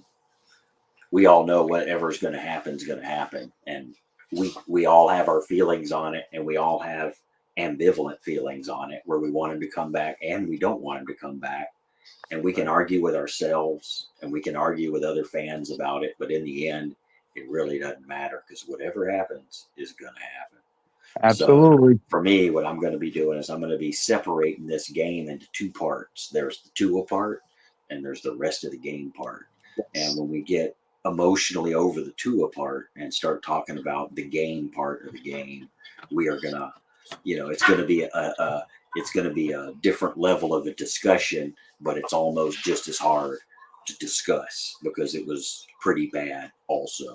So, Yeah. I mean, I don't want to be completely negative on it, but my point there is that the Tua talks kind of the discussions about the concussions almost like deja vu on 22, and it just hurts to just hear it and talk about it. And at some point, I'm going to kind of in my own mind turn it off and say what it's going to be, what it's going to be, and it's just we've heard it all and said it all and felt it all years ago, and here we are again. So that I'm going to let it ride, and I'm going to just, in the end, I'm going to enjoy Pam's streams and just enjoy being with fans and enjoy every game, whatever it's worth, and just call it that.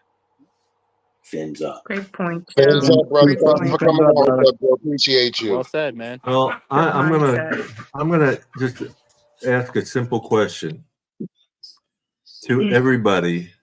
If it's your son, your brother, your father, your uncle, whatever, are you going to tell him to keep playing?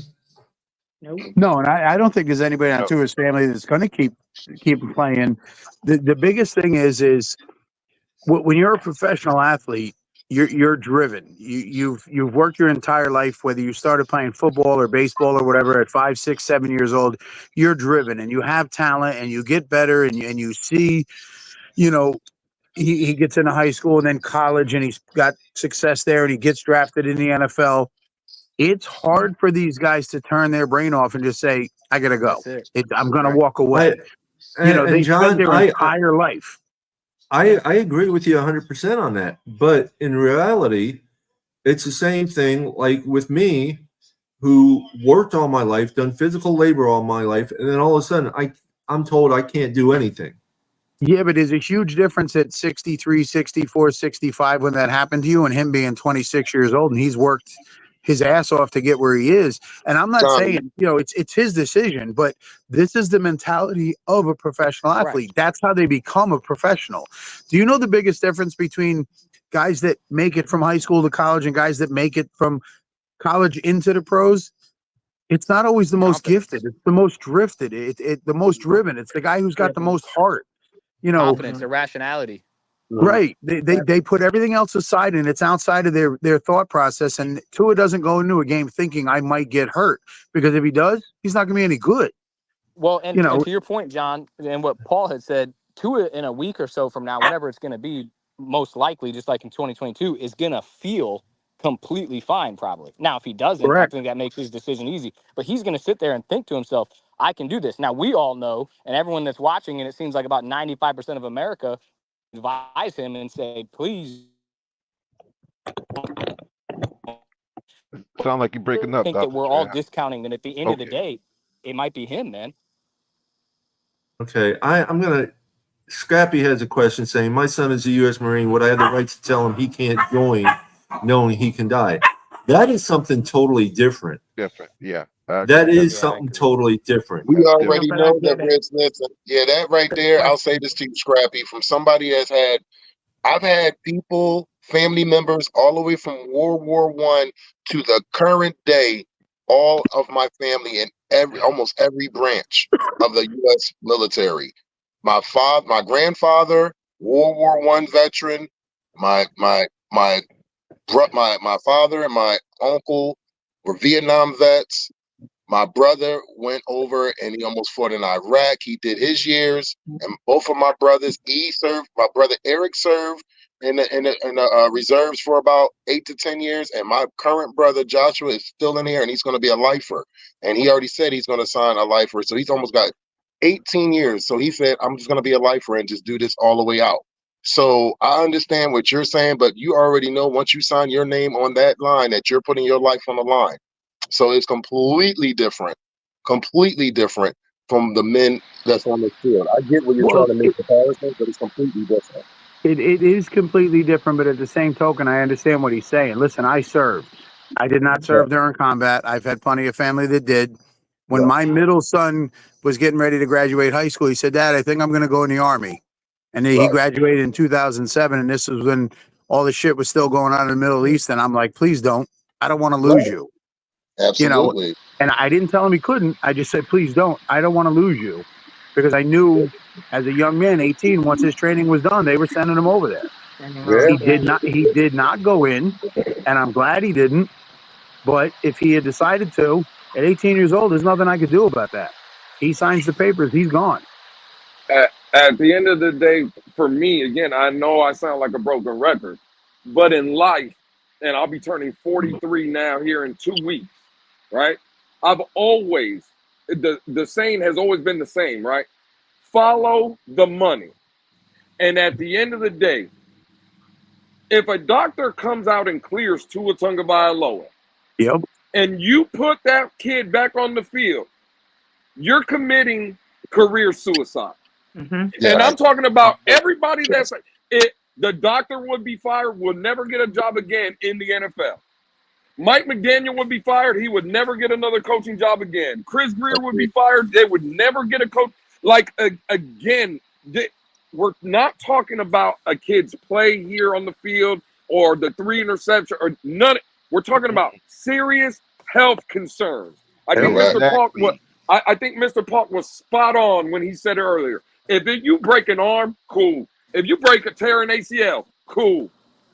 This man is on the ground, seizing up on the field Mm-hmm. in front of 70,000 people in a stadium and in front of every eyeball in front of American TV.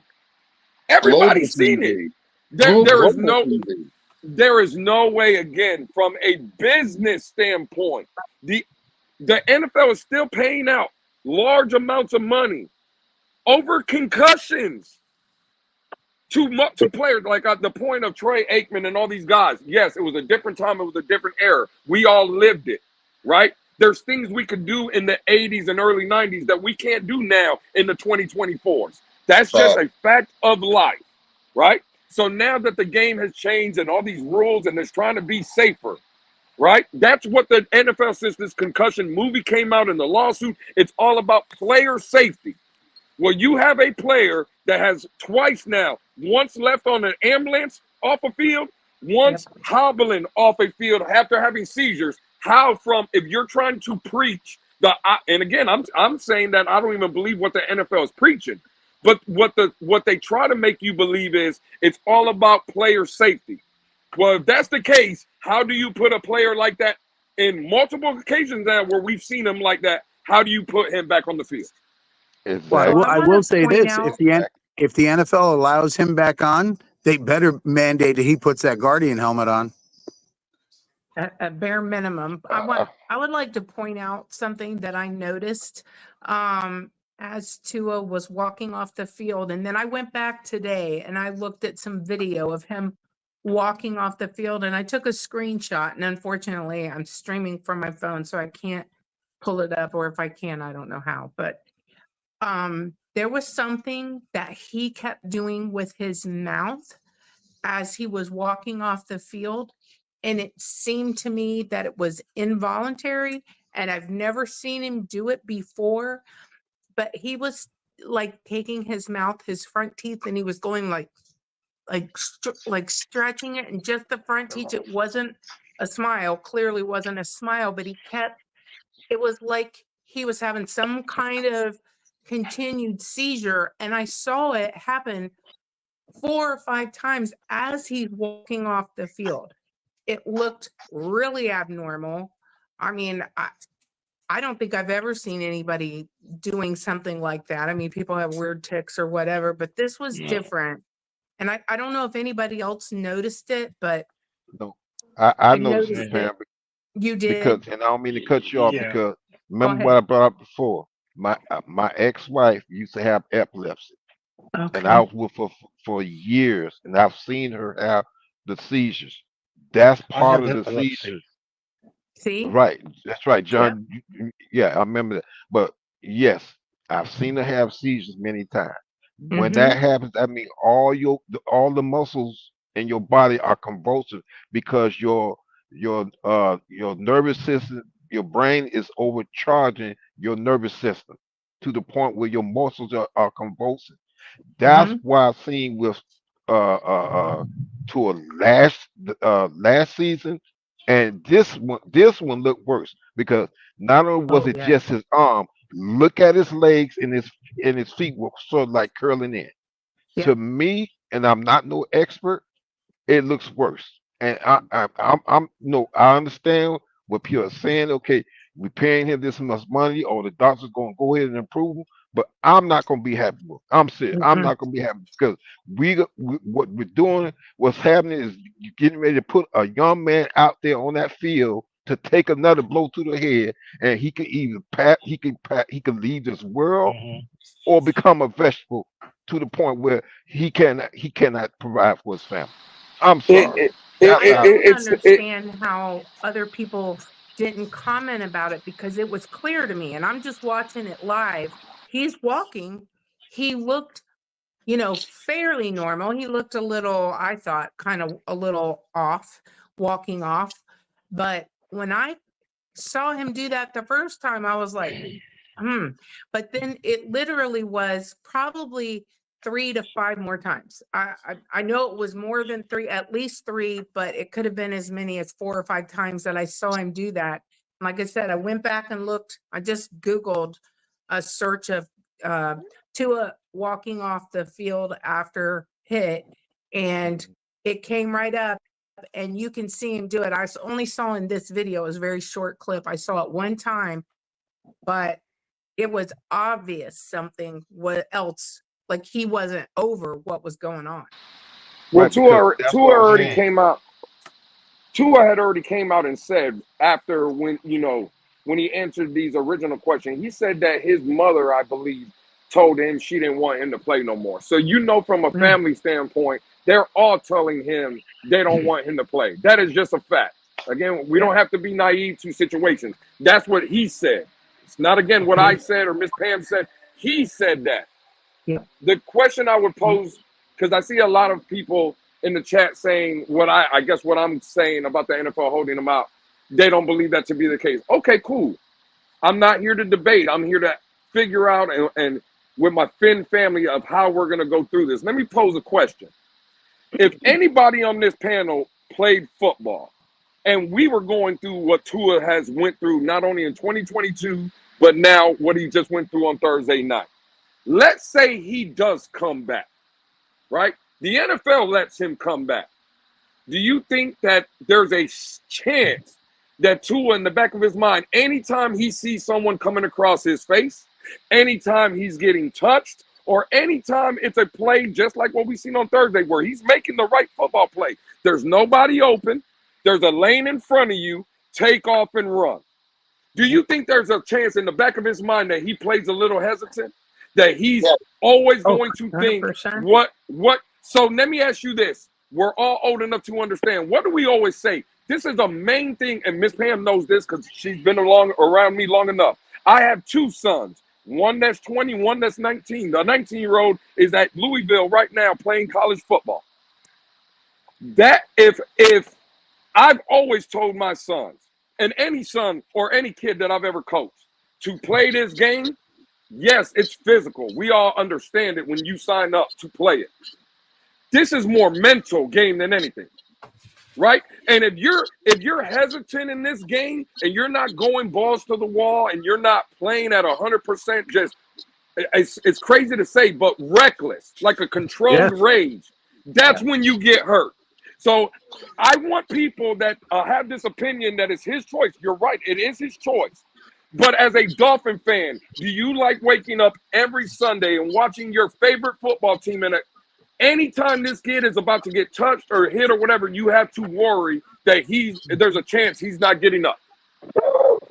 Hey, Exactly. Yeah, And then the yeah, I piggyback don't know what to on say. what Pam said a little earlier, Miss Pam, I seen the same thing with my ex-wife. When she came out of a seizure, the full convulsions, as she was coming out, she was still having the little trembles Yeah.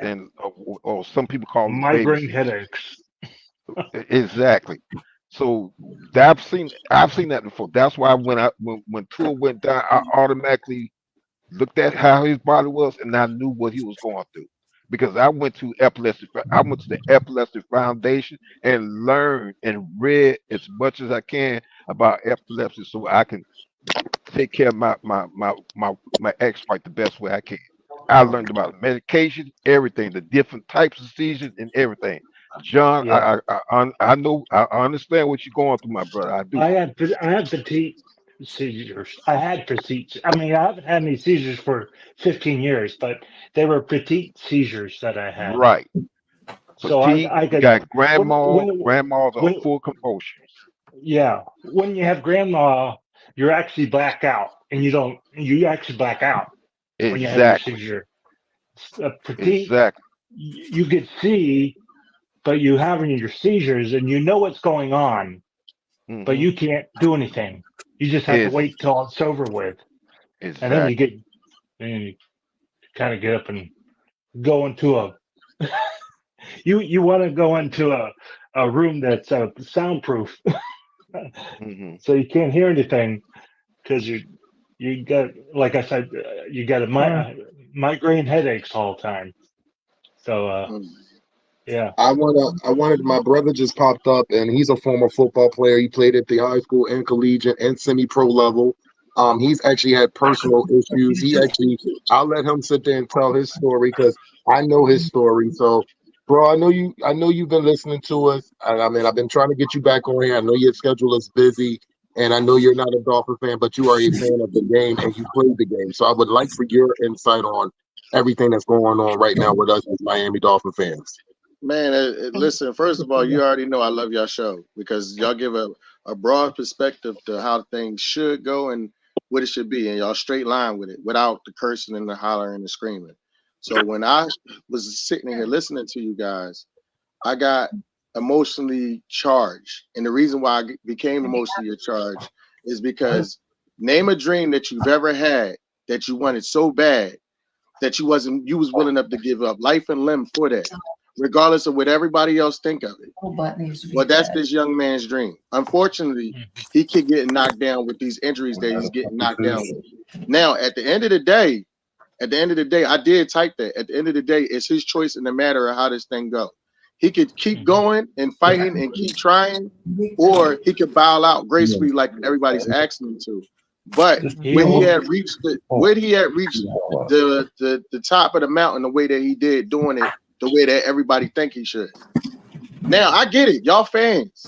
That's the business side of it. Fandomship don't want to see that happen. Nobody wants to see that happen. But in his heart right now, think about yourself with that same dream at 25 years old. Who gonna tell you to stop dreaming the way that you dreaming, regardless how many times you get knocked down? Then on top of that, we're gonna talk about the medical part of it. Okay, y'all totally completely right. All right, yeah, boxers go through this shit. Excuse my language. Boxers go through all of that every time they step in the ring. Don't get it twisted. You don't play boxing. Trust me on that. right. Boxers, every time a boxer step in the ring, he go through the same exact thing. He may not look concussed. He may not be fully knocked out. But when he do, everybody meet that fate at one point. And then at the end, they punch drunk. They talking sideways. They doing all the stuff that y'all talking about. Only thing that I'm saying is let that young man make his decision and fall on his sword the way he gonna fall on his sword. For all of us to try to make up how he feel, you can't do that. Because if you take that from him, in his maybe in his mind, this is all he got. This is it. A lot of the players when they leave don't understand. When they leave, like when I'm hoping that he do, and this is from just the heart of hearts, is that he bow out gracefully, and then he become an advocate for hurt players that leave the league. Him and Alex Smith. Alex Smith had like 9 or 10 surgeries. Nobody walked him through none of that stuff. He walked by himself. So think about all of those players that's going to accumulate these injuries. NFL mean not for long. We all know that. We all understand that. From our fandomship, from what we watching, well, you watching the Warriors sport, right? You watching something that's like watching people go to war. It's just certain people that you like and certain people that you don't. Every week when they line up, they got to pop pills. They got to shoot up just to entertain us. That's what we keep forgetting. Facts. These young men chose that life. I don't agree with it, but I know they show up every Sunday to do it. And what I don't agree totally with everybody saying he need to choose. If the scientific medical stuff come back and say, Tua, this ain't gonna happen to you, guaranteed. Now it's not on you. It's on your ownership to say, hey, I ain't fucking with you no more. Mm-hmm. You saw what happened the last 3 times. Now trust me and you. I know one certain too for sure. That shield is always going to sell. So like I know, if they don't pick him up, somebody going to pick him up. Yep. Most So definitely. I'm not on here to tongue lash anybody about how they feel or anything like that. I feel the same way that y'all feel, but I'm looking at it the same way that he would be looking at it. Tell me not to dream. Tell me not to fight for my dream. I don't care how many times I get knocked out. I'm still going to keep coming back. That's his mindset. He's 25. Absolutely. I think you were, well, hold on real quick, Miss Pam. Because there's a couple things I would say I disagree with. Like with the analogy of the boxing. See, boxing, they do sign up. It's a vicious sport, brutal sport. But there's things of like the Boxing Sports Commission, which whatever city is hosting that event, if a fighter gets knocked out and then their next scheduled fight is in a city and that city determines they're not going to medically clear him to fight, they have that right to say no. Now, he can go elsewhere, but that's in the boxing world, and the NFL is not like that. The NFL is governed by their own, like the owners own the league, right? And I say that to say this. When I hear, yes, it's everybody's dream, I'll ask you a question, though. What is it not Colin Kaepernick's dream to not play in the NFL? That's his dream. This don't have nothing to do with that. Don't even try to compare that. Well, you can't compare that. I'm just saying. Can't compare that. But it is a this comparison. Don't have nothing to do with that. This was an injured man. No. That was taken from him. That's the two differences. Right. Well, you can say it's different, right? But when you say, let's say the Dolphins don't want to bring him back, another team will pick him up. No, that's not the case. Because again, you can say it's two different things. The only point I'm saying is it's Colin Kaepernick's dream to play. Your initial statement was it's a young man's dream. That was the premise of your argument. Well, it's Colin Kaepernick's dream to play in the NFL. The NFL blackballed that man. Because when I look at the landscape of the league, you know what the word blackball mean? Absolutely. So what does it mean in your own interpretation? Well, again, I'm asking you a question. I'm not here to argue with you. I'm asking you a question. I'm not arguing, and I'm not. What is the definition of blackball? Well, let them speak, y'all speak, man. We're gonna sit there and keep this cordial. Keep on talking, y'all. Go. If I want to do something in an organized like sporting event, right? This is for the definition. If I'm trying to do something because it's my dream and there's 32 teams in the league and I know I'm physically able to play and they're not allowing me to play, that's the definition of blackball. Is it not? That's very much true. So what I just said, the analogy that you gave and the example that you gave, this is not the same thing. This man was injured. He was taken away from the league because he decided to take a stand on his own. That don't have nothing to do with what happened with Tua. Tua got injured. That's two different things. Do you understand what I'm saying now? That's why I said, what is your definition? 1,000%. When he decided to leave the league, that was his own right? That Colin Kaepernick, you're absolutely right. Well, but when he tried to come back, he's had multiple interviews with NFL teams. He's had multiple workouts for NFL teams, right? Man, I really don't want to go down this rabbit hole because it's not the same. I'm not even going to try to. But it is the same. You just don't want to hear it. You can say that, but it is the same. I'm not trying to just what you're saying, but I'm not going down that rabbit hole. We're talking about Tua, an injured player that's still in the league currently right now. There's nothing that you could say to that young man right now except for he still want to follow his dream. That's all I'm saying. Absolutely. You talking Okay, about perfect. Colin Kaepernick. We talking about a man that took a knee and took a stand for something that he felt like that he needed to take a stand for. That's not the same. 1,000%. And you're right. That's the same. Okay, cool. All I'm saying is this. At the end of the day, and I'm not, like I said, I'm not here to argue. I told you where I stood at. Right. The young man is following his dream. He will go. Right. He'll die 1,000 deaths before he'll die one on that sword. 1,000%. I'm saying. And I'm not disagreeing. Player in me.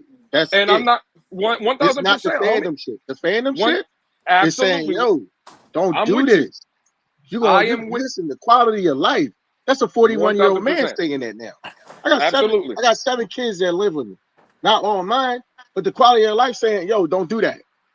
1,000%. Some of them fostered since y'all like I'm sharing it. Some of them fostered. Some of them actually moved in because they family. We got a big heart, so that's what I do. But now to put myself, now I'm gonna give you an example. I'm gonna give you a quick example. Okay. When at the ages that you guys are now, you know smart and you know street smarts, right? Yes, somebody come up to you and say whatever they're gonna say to you. Do you react or do you think about what's going to happen if you react? It depends on the situation. It depends he ain't on the doing situation. That at 25. He just reacted. Shit, I got to get back in the game. I got to make sure I'm right. I got to make sure I talk to the right people so I can get back on the field. 1,000%. He's not thinking that way. And y'all want him to think that way, but he's not. Because I guarantee you, if they tell him that he medically cleared, his ass is going to be right back on the field. The NFL stands for not for long. It's all about the shield. It's all about putting money into that shield. Why the hell you think we went to Brazil to play on a fucking cow pasture? I'm an Eagles fan. I watched that shit. Every play I thought somebody was going to get hurt. Playing on a fucking cow pasture. Yeah, they knew that field wasn't right. They knew send us to the hood of all hoods. Can I ask you just one? Can I just ask you? Can I just ask you one goddamn question? Gangster over there. Because everybody You're absolutely right. You're absolutely right. Can I just? I'm sorry. I don't mean to get like this on your show. You good? No. That's fine. Hold on. Wait. First thing first. Y'all good. First thing first. You're good. You're fine. I appreciate you. And Louis, and I understand where both of you guys are coming from. But what I'm saying to both of y'all, and I would like CB83 to come up here too, because I would love for him to sit there and give us his take as well. But you're right. Both of you are right to a point. The Colin Kaepernick and Tua, to compare both of them, you can't. It's just there's no comparison of both. That's just my views on that. We're talking about a young man, and you're right, E. Like he sat there and he said it perfectly. This man is not really. He's thinking about, I want to get back on the field. Somebody might have to save him from him. I'm gonna be honest with everybody in this panel. He's thinking about, I want to get back to my teammates. I'm a warrior. I'm the leader of this team, and I want to sit there and show what it takes. He's thinking about that. But as fans, we're thinking about his livelihood, and I know he's thinking about his livelihood also. So it's a lot. I mean, our mentality right now is different from what it was when we were in our 20s. I know that. 1,000%. Oh, absolutely. Absolutely. Hello, my bad, y'all. My mic went out. Sorry, y'all. Okay. You good, bro? Well, I'm glad you go came ahead, back Miss because I Pam. wanted to You're make good. a couple points, and I appreciated the passion that you spoke about, and I understand exactly what you're saying. I really do. Thank you, Miss Pam. I miss you. And you I'm sorry. so Now I well miss y'all too. spoken. And you said it with that's okay. That's okay. You can love me. Listen, You can love them. Eric said it. Eric said exactly what I said earlier. That high school, college, then the pros. They're driven. That's why they get there. He just said it in a different way, but I totally agree with you. It's in his head. That's his dream. That's what he wants, and the only person that can stop him is him. Yeah. And John, 1,000%. This I guy did designed with a that map. Go ahead, Miss because Pam. Hold on, Miss Pam. I want to hear what Miss Pam was saying. Can Go you ahead. give me a Go ahead. second? So go, Miss Pam. Sorry, Pam. Thank you. Thank you. So I just wanted to say that I can totally identify with that. You may think dance is weak or whatever, but I danced from the time I was 2 years old. And I not only danced, hours and hours every day, but I also did that as a job for 45 years. I taught dance. And when I got sick, I had to stop. I didn't have millions to cradle me, and I had to stop, and it like broke my heart. So I understand. But there's a couple of things that are particular to football and to Tua. One thing is, I think it's completely hypocritical for the NFL if they put Tua back on the field, but we're going to have all these rules how you can't tackle this guy on this level, you can't tackle him here. We got all these rules, the marshmallow stuff for the quarterbacks, you can't do this or that. But you're going to put this man who has clearly, this is beyond just multiple. And and the extreme, right? The extremeness. And the other thing is, I realize he's only 26 years old, and I know that's a young, strong man. But once you bring children into the world, you no longer make decisions just for yourself. You have to make decisions with He got those kids. people in mind. He You got responsibilities, and while Yeah, he got 2 kids. Yeah, Yeah. 2 But kids. now we're talking about quality of life. Now we're talking about Okay. quality of life. and your responsibility of Okay. those kids to No, be there. let Ms. Pam finish, please. So I just wanted to say that he made the choice to have children. He knows what happens. He's not a child. He's a young man, but he's not a child. He knows you bring children in the world. I don't know about you guys. My older son's fixing to be 42, and my baby just turned 38. So I'm telling you right now, I'm still they mama. I'm still they mama. Absolutely. So he is going to be in this as their daddy forever and ever, as long as they take breath. And he owes it to them to be there and to be upright and to be able to be all that he can as a father to them. And I hate that he's in the situation, but it is what it is.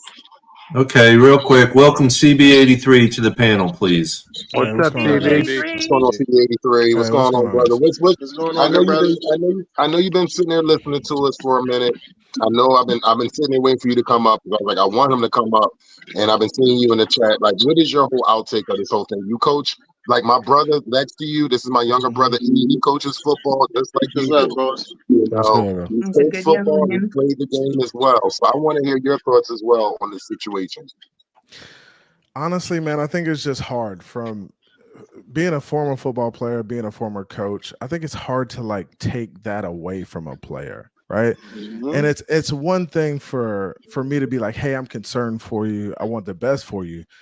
But it's also another thing for the guy to make the decision on his own. Like it's gotta be something that he decides to do on his own.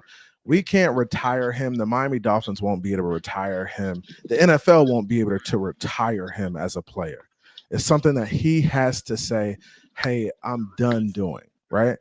And if he decides that, hey, there's not enough research out there, there's nothing definitive. Like, and I understand where we are. Like we say, hey, concussions are serious. It can have long-term effects on, you down the line, but there's nothing definitive out there that says, hey, these type of concussions lead to this later in life. Right. So since there's there's not enough research out there, it's kind of hard to tell a guy, and even doctors. So if the doctors don't have definitive answers for him, how are we to sit here and be like, oh, you need to leave the game? Oh, the NFL needs to step in and keep you away from the game of football, even though this is how you've made your living throughout your life. This is how you've cut your cloth. This is how you've made your name, right? I can just imagine the lawsuit that Tua can bring against the NFL for the NFL saying, hey, you can no longer do this.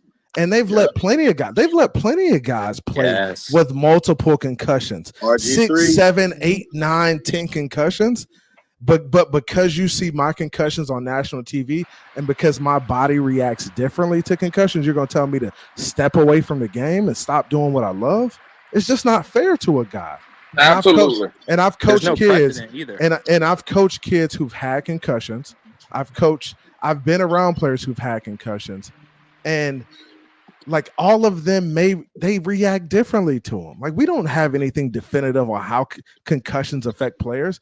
We can look at their brains after they're dead and gone and say, hey, this player had CTE and stuff like that, but we don't know how they react to it. So it's just kind of hard for me to sit here and pass judgment because the kid is out there doing something he loves. That's how he's made a living for his family. That's how he's built generational wealth in his family. If Tua says, hey, I want to come back, bro, who am I to tell him that he can't come back and play football? Can I just ask? Especially if he decides that. Yeah. Can I just ask? Because I'm going to get up out of here. Dolphin winners, Papa Paul. Appreciate you letting me up. I just would have a question for Eric and I guess now CB, right? You guys are right when you say, who are we, right? As fans or just as people. I'm gonna ask you two gentlemen to put yourselves as owners in this league, of owners of a $1 billion corporation, which again, your job is to protect the shield because we're talking about that young man's dream, which you're absolutely right of. But you guys' dream of being an owner is about making money. That's what your dream is, right? Because you're only coming from the perspective and the side of Tua and his dream. I'll ask you two gentlemen, and I'll go down and listen while y'all give y'all's answers. If you guys are owners in this league, and specifically the Dolphins, Stephen Ross is the owner. Would y'all put Tua Tagovailoa back on the field? Because your bottom line, your dream is about making money. And if something happened to a player that you would put on the field not to crush his dream, I get it, right? But in turn, that player could also ruin your dream. So how do y'all handle that? So Coach, you got it, Coach. So real quick, Stephen Ross is about the Miami Dolphins brand and making money, right? And building a winning culture, right? Building a winning football team. If the doctors come out and say, hey, we don't know how Tua's body is going to continue to react to these concussions. It may have long-term effects, but we just don't know. Like when it comes down to it, we don't know. Like we won't know until we look at him 30, 40 years from now and he's older in age, right? If that's the case, and I've already invested $100 million in this guy. Like what are we talking about? Like what question? Like there's no question. Tua is going back on the field. If the doctor say he can play, he going back on that damn field. If he say he wants to play, point blank. Period. It's not about like what we do down the line and what could happen. If the doctors say, hey, we don't know what's going to, and that's what they're going to say. They're going to say, hey, we don't know what's going to happen. Like we don't know how this is going to affect it. We just know his body reacts differently to these concussions. So as a result of that, I'm saying, hey, if you decide to go back on the field, we're going to do nothing but try to put you in the best position to be successful. Maybe that means, hey, we need to beef up the O-line. Maybe we need to do things like that. But I want to see him be successful. So I'm going to put him back on the field and I'm going to try to make it work for him. That's all I'm going to do because I've already invested $100 million in him. That's guaranteed. So I at least need to see him through the end of the season. I mean, honestly, if Tua come back and say, hey, I'm ready to play, all right, let's go. And after the season, you can kind of figure out what you want to do moving forward. I second what the coach is saying. I second what coach is saying. But where I stand at is you can't talk about something unless you've been there, unless you own a business, unless you have the product to run that business. That's all it's really about. So as an owner, all you trying to do is push the business no matter what it is. Feelings is cut from there. Money and contracts is what it is. If he signed a contract behind that stating that he's still going to play the game after getting medically cleared, that's his choice. And then not only that, the NFL again stands for not for long. But you know what CYA stand for? I'm gonna cover my ass as the owner. Oh yeah, and that's what you're gonna do. So even if this young man go out here the next play and get smashed again, on the back end, I'm still gonna win my part as a business owner. Yeah. I'm not worried about it because the same thing. You know how they run them through every year with that draft? That draft ain't for no reason. No. You know, every year we get excited for the draft and the preseason, and we watch these college kids put their life and limb on the line and to try to make it to the NFL. That's because another Tua might be coming. a better Tua that don't get knocked out. That's all we looking for. It's a damn machine. It's entertainment, and we keep forgetting that. It's not about the game itself. See, that's the fanatic part of it. That you die and live on this sword. What you don't understand is that that's all it is. That's all that matters. As far as the owners, it's about the money from the rip. How much money can I make? Jerry Jones, damn, they didn't sign his best 2 damn players on the team. He basically told them they didn't mean nothing to him until he actually figured out that he needed them. We had players like Wes Walker, same situation. He was playing with Tom Brady. Tom said he needed him. He said, I'm right there. RG3, he damn near made it out his rookie season with a busted up knee. You ain't talking about him? And Jim McMahon, I'm going to talk about the Eagles. Jim McMahon had the same issue. You know what they said? Put a visor on. Cover your face up so nobody can see that shit. Bro, it's a dirty game. Get back out there on the field. Well, here's a point that nobody seems to want to talk about or hasn't thought about. I know a lot of you guys on this panel are wrestling fans. How many of those WWE guys get concussions time after time after time, and they fly from city to city? What's the guy named? Solly know him. The Ultimate Warrior went fucking crazy. Excuse my language. Went crazy. Yeah, but even today, the way these guys throw each other around and slam into the mat, they get concussions. They get on the plane, they go to the next spot. Yes, sir. Yeah, and that's my thing, man. I mean, it's easy for us to get up here and say, "Hey, it's easy for even players and I don't understand. I don't understand why so many coaches and players are coming out and passing judgment on it. It's like, bro, they played through the same thing. I think the NFL told them so. Bro, they played through the same injuries, bro. From high school to college. We all did the same thing. All did the same thing. So I don't understand guys. I don't understand guys coming out and passing judgment. And Mike McDaniel said it today. He said, bro, just let the man make the decision. Don't try to make the decision for him. You got head coaches coming out and saying, oh, he should retire. Like, bro, if your son was in that position, would you want people coming out and making the decision for him or trying to make the decision for him? Let that man do that shit behind closed doors as he gets better. Like, the last thing I want for Tua is for him to come back and hear all the nonsense. Oh, you should have retired. You should have did this. Bro, get out there and play football if that's what you want to do. Has anybody read this stuff about Brett Favre? Brett Favre came out and said he said he probably had over 1,000 concussions. Yeah. It's the name. Hey, it's the name of the game. He signed off on all of that. You signed off on it. Concussions breed concussions. Okay, yes. That's why they have so many. So, and this is my thing too. The Miami Dolphins and the NFL will recommend that he wears a guardian cap, right? If in doing that, hey, they've recommended it. That's their CYA. We've covered our asses. We've said that, hey, this is what you need to do moving forward. If you don't decide to do it, bro, that's on you. You a grown-ass man. You making this decision for you, yourself, and your family. If you decide not to do it and you decide not to do what we ask you to do, that's going to be on you. You're going to sign a document saying Steve Tasker wear one of those? It's cats wearing them right now in the league. No, I'm talking about back in the day. I'm talking about back in the day. He was the only one running around with that. Yes. Everybody's like, yo, what's wrong with his helmet? Yeah. And that was because of concussions. Can I ask you a question? I like that mustache.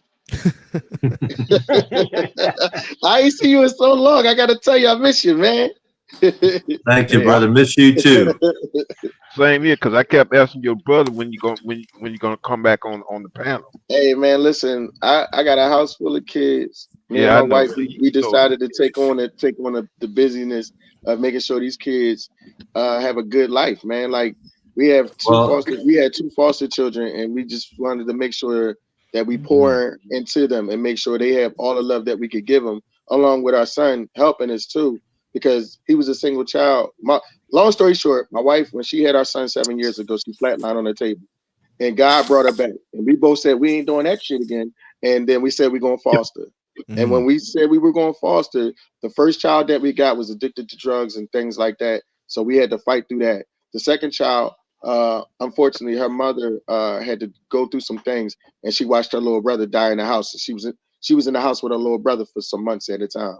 So you can only imagine what we brought her through to get her to understand that she's loved.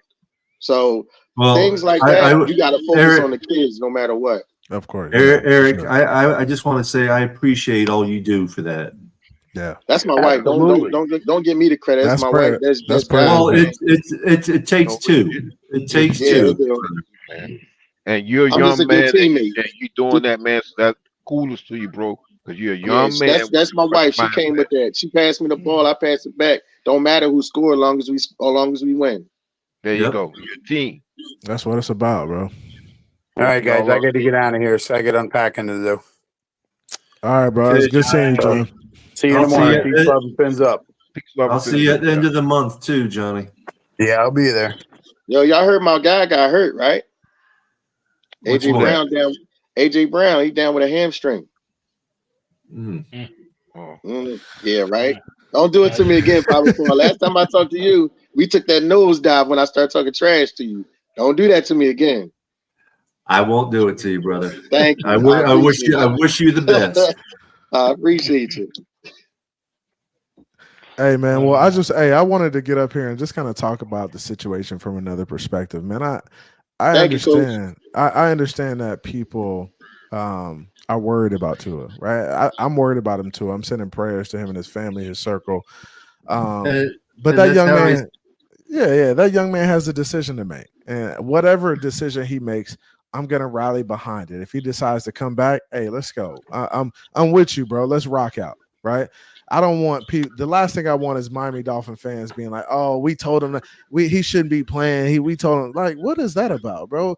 If the man make a decision, shit, let's go. He a grown man, like 25, 20 plus years old. He got 2 kids. He's got a lot to think about, and you better believe he's really thought through the decision if he's deciding to come back, like guaranteed, right? So I'm rocking with him. Whatever decision he makes, I support him either way. That's my guy. Well, I'm with you on that, I mean, it's just like we started off the show, sending out prayers, to Tua and his family, and hoping nothing but good things happen for him. Well, Yeah. I'm not gonna lie. Emotionally, I really don't like seeing that because I've seen it before with my ex and what have you. And Yeah. I gotta stick to what I've been saying on the platform many times. Whoever wears a Dolphin uniform, I'm going to support them.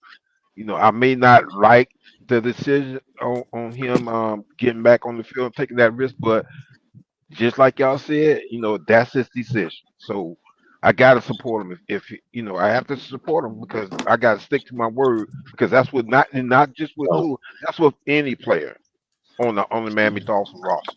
Okay, If you're on the roster, I'm going to support you. I got a question for everybody here.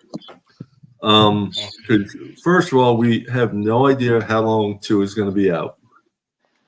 Second, McDaniels said himself that we will be going out and getting another QB. Who do you think, or who would you like to see? It's a tough one. Hey man, I got one for y'all. Y'all can have him. He up here in Philly right now. I can take him.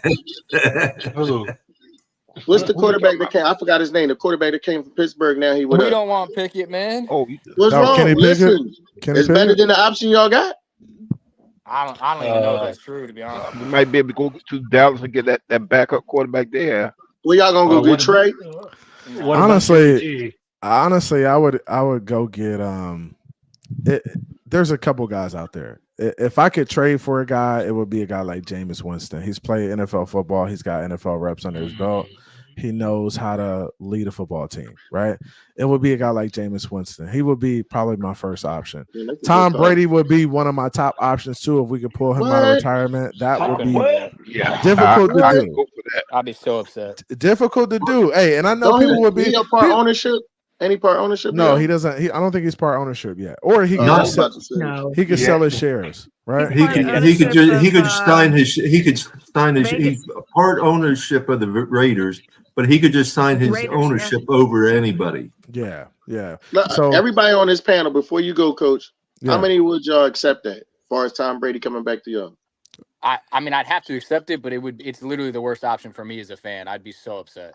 And I would. Why would it make you upset? I don't know. Because it just wouldn't, like, I've been waiting my whole life. I'm 35 years old. I started watching the Dolphins as a 3-year-old, and I haven't missed a game since then. And Tom Brady beat my team into submission for 20 years. He ruined my life. Yeah. And to have All him right. come over and him be the reason I that ain't we mean to laugh. finally That was listen, there. man, and then we finally get over the top because of Tom Brady, bro. Like I couldn't. It wouldn't even feel like we won. It would feel like Brady had, like even stole that from me somehow. So So my question, I Dr. my question for Dr. you, real quick is: yeah. would you rather win a Super Bowl with Brady or lose for another 15 to 20 years?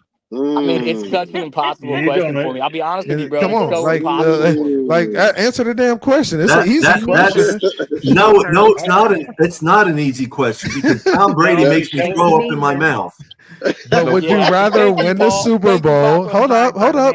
Would you rather get the Dolphins Super Bowl or would you rather lose for another 20 or 30 years? Like, which I one would is rather it? take my chances. And That if I had seat a is high. guaranteed Super Bowl with That Tom, seat I would is rather take my high. chances without him.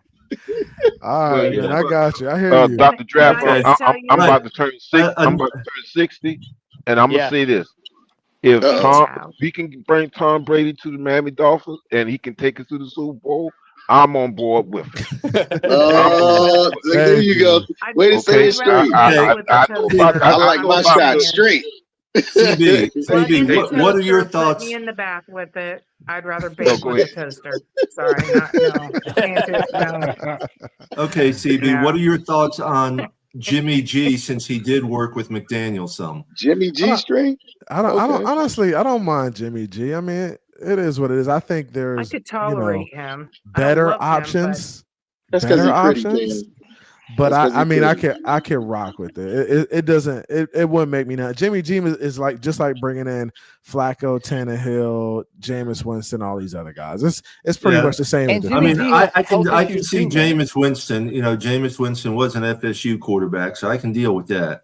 Yeah, But the thing is like to get a guy like Jameis, what do you got to give up? Because the Browns are in a situation, maybe the only team in a weirder, more precarious quarterback True. situation than us. And what And- would they, in order to give up their backup quarterback, who may take over for them soon, anyways? What would it cost? You know what I mean? It just seems Well, no unrealistic. matter who you go with, She got it. unless they're a free agent like Tannehill, you're going to have to give up a pick or two. Yeah, it's gonna be tough. Either way. But I think the trade option is you're getting a guy that's better than the free agent option. Because I'd much rather have those guys than have a Flacco or Tannehill. What about Well, I don't know about that, Hey, Coach. what I about don't know about what that, about Coach. Josh Dobbs? what about the backup quarterback with the Ravens? Huntley? Right. Man, you Well, ain't he's getting on a him. practice You ain't squad getting now. Huntley out of there. I'm not saying we get No, him, but he's on a practice squad now. He's on I got somebody's a name practice to squad. throw out for you. Oh, I would like I got a Huntley. name. Go ahead, Miss Pam. I got a name. Sam Howell. I just like the way that guy plays. From I Washington? like the way he is a gunslinger. I like Look, the way look. he plays. Like Miss Pam, honestly, You know who I'm talking about, right? Yeah. I know you're Yeah, talking about. Hey, he better than Skylar for sure. So I'm rocking with you. Yeah. Like, and I'll take it because I think he's better than Skylar. But does it matter about I the think quarterback or the coaching? I think it's both. It's a Yes. combination I think of it's both. I mean, y'all got baby I think Jesus it's- of offense down there now. Come on now. Nah, Y'all he got ain't like that. He ain't. Yeah, see, I mean, he can call plays now. Like he the could baby call Jesus it. of offense. He's He the new could call thing it, right now. but he could call it. But when them physical defenses get in front of him, he go to season up too. So that kind of bothered me a little bit. Well, I got a question for you, I feel CB. like I need You to have don't a think talk with that young man. you don't Yeah. think that Coach, you don't think McDaniel. CB83 and Easy Winters. Do you think that Coach McDaniels, if given the opportunity, can coach up Skylar Thompson? I mean, be honest. I give every coach a chance until he can. I mean, like, that's where you earn your money at, right, Coach? Yeah, that's definitely where you earn. That's your how money, you earn your money. Right? That's how you really. That's how you cut your teeth. That's how you cut your teeth in the NFL. That's right, but I'm saying, but when you look at a Anybody guy, can take a great player and do well with them. It takes a great coach to do something with somebody that's got raw talent and put him on something on a path that makes them successful. That makes a great coach. I'd argue McDaniel Hey, did that. Dougie P did it for us. Dougie P did it for us with Nick Foles. But this is my pushback on this. Is that Okay, I want to hear that. Skylar's been with Miami for how many years? Right. This Right. He's already had this that chance. is Like this, That's not fair, coach. bro Don't do been with that. us for a while. He's gotten starter. He's gotten games as a starter. He's gotten games coming in mid-game. Like he's had a number of different opportunities, right? And honestly, if he came in and really just pulled a Purdy and just stepped up and made a bunch of plays and figured out his way in the NFL, I don't know if we'd be having this conversation about Tua Who? today. Who we talking about? We talking about Skylar Thompson, our backup. Because Yo, Tua was when the Tua last was time you been to Miami, coach? Tua was hurt a couple years ago, right? And Skylar Thompson had plenty of opportunities to be like, yo, I'm this dude, and you're gonna have to figure it out, Tua. You're gonna have to come back and fight for your position back. And I he like just that. hasn't done that yet. So it's hard for me to give him that grace and say he's put it on McDaniel when McDaniel's had to do for a while. He just ain't really like stepped up and just say, hey, I'm that dude. I'm gonna take over and win it. The only problem that I got is that But sometimes guys McDaniel needs move. to grow up too, because he hasn't called a good game yet.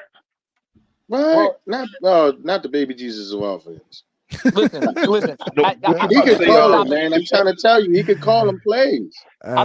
This is a topic I have been wanting to kind of just discuss real quick, guys. Do we think that McDaniel and the offense and the way this looked over the first 2 weeks, I just feel like it's not talked about enough. The losses that they had in that wide receiver room when all offseason it sounded like what they decided to try to do as a counter was to try to run more 3 wide receiver sets. And then you're rolling into the first game of the season, Malik down, Odell down, River down, and you're literally adding 2 guys who are playing now your wide receiver 3 and 4, squad. who literally didn't. Can I say it? Can I say it, Papa Paul? Can I say it? Go ahead. Yeah. Hey man, you watching preseason games right now. Real football ain't played till the leaves hit the ground and the snow cart start coming down. So this is what it is for the first 3 games. Though. It's different. Not in Florida. It's pretty down there in Florida. Yeah, and honestly, I think that's part of the case, especially on offense. Like offenses take a little longer to get going, right? Defenses, they can come out swinging. They usually kind of intact early in the season. Offenses kind of get going, week 3, week 4. But when we're looking at this team, right? And I'm with y'all. Like we did a lot of receiver stuff this offseason, bro. Like you could have really put some of that capital into the offensive line, to bolster the offensive line, if you knew these guys were gonna be out. Like if you knew. And it's like, come on, bro. Like you gotta figure out where you're gonna put your capital at. And for you to bring in Odell and bring in Malik, and then you putting all these dudes on the shelf, it's like we got to be better than this. We do. It's funny. Everybody can't live in Miami, though. Greer picks players, the free agencies that are injury prone, and they go out real quick because he's thrifty. Odell hasn't even played yet. And people call that being cheap, but Chris Greer says he's thrifty. So when you're thrifty, when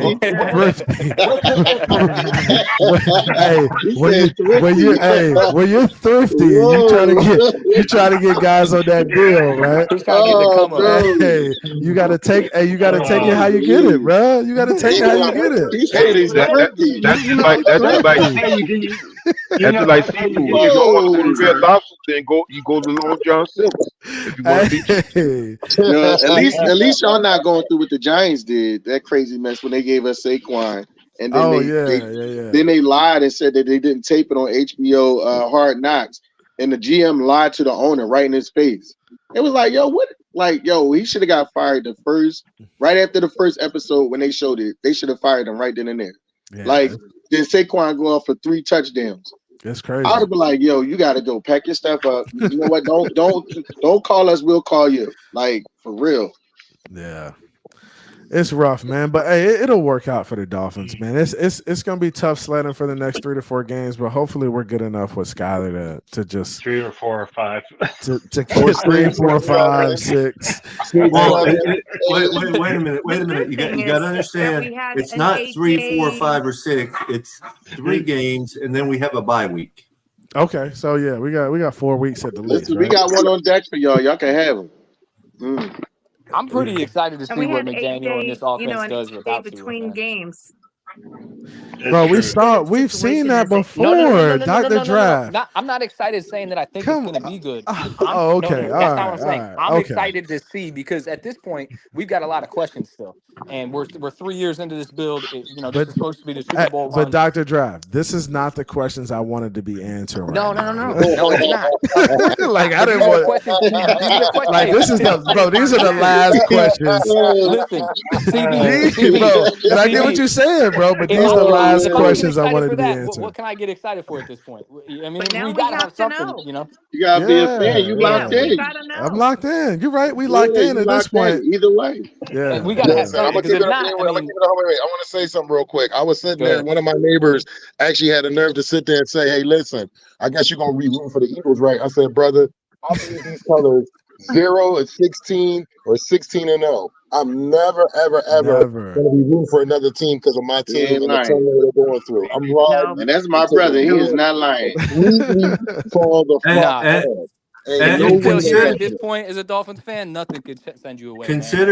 considering he bought a new hoodie and a new hat of the Dolphins yesterday. Oh yeah. Oh yeah. He He bought he that.